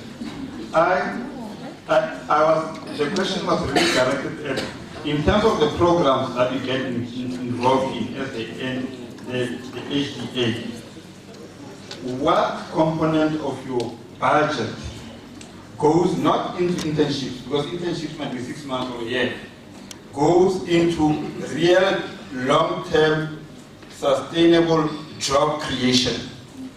Thank you, Prof. That's one of the things I'm going to respond to. So thirdly, let me start with your burning question, Prof. The HDA and the Human Settlement has got a scorecard. In our scorecard, we set targets for on an annual basis. Currently, in the current financial year, 60% of the total budget spent of the HDA goes to companies owned by Black people, level 1, level 2, then level 3 and 4, you would know it's owned by the minority. 35% of that same budget is set aside for women-owned enterprises.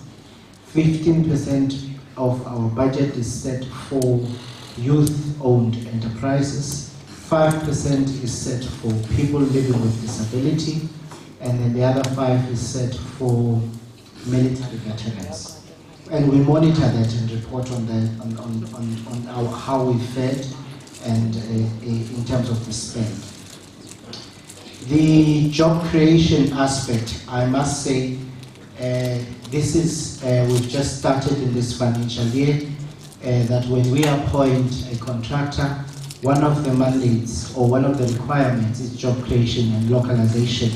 So we are at the beginning of that phase. We will be giving feedback in terms of how we are monitoring and how we are doing in that regard. But we're responding to a presidential stimulus, employment stimulus request, and this has now been embedded in our policies, and we are implementing it. We started implementing this financial year. The last question I want to deal with is the issue of capacitation for SMMEs from my lovely sister there. You know, I want to raise this, is that there is a framework of 30% set aside for emerging SMMEs. But what we found in the sector is that because it's an issue of bread and butter, will compromise your growth.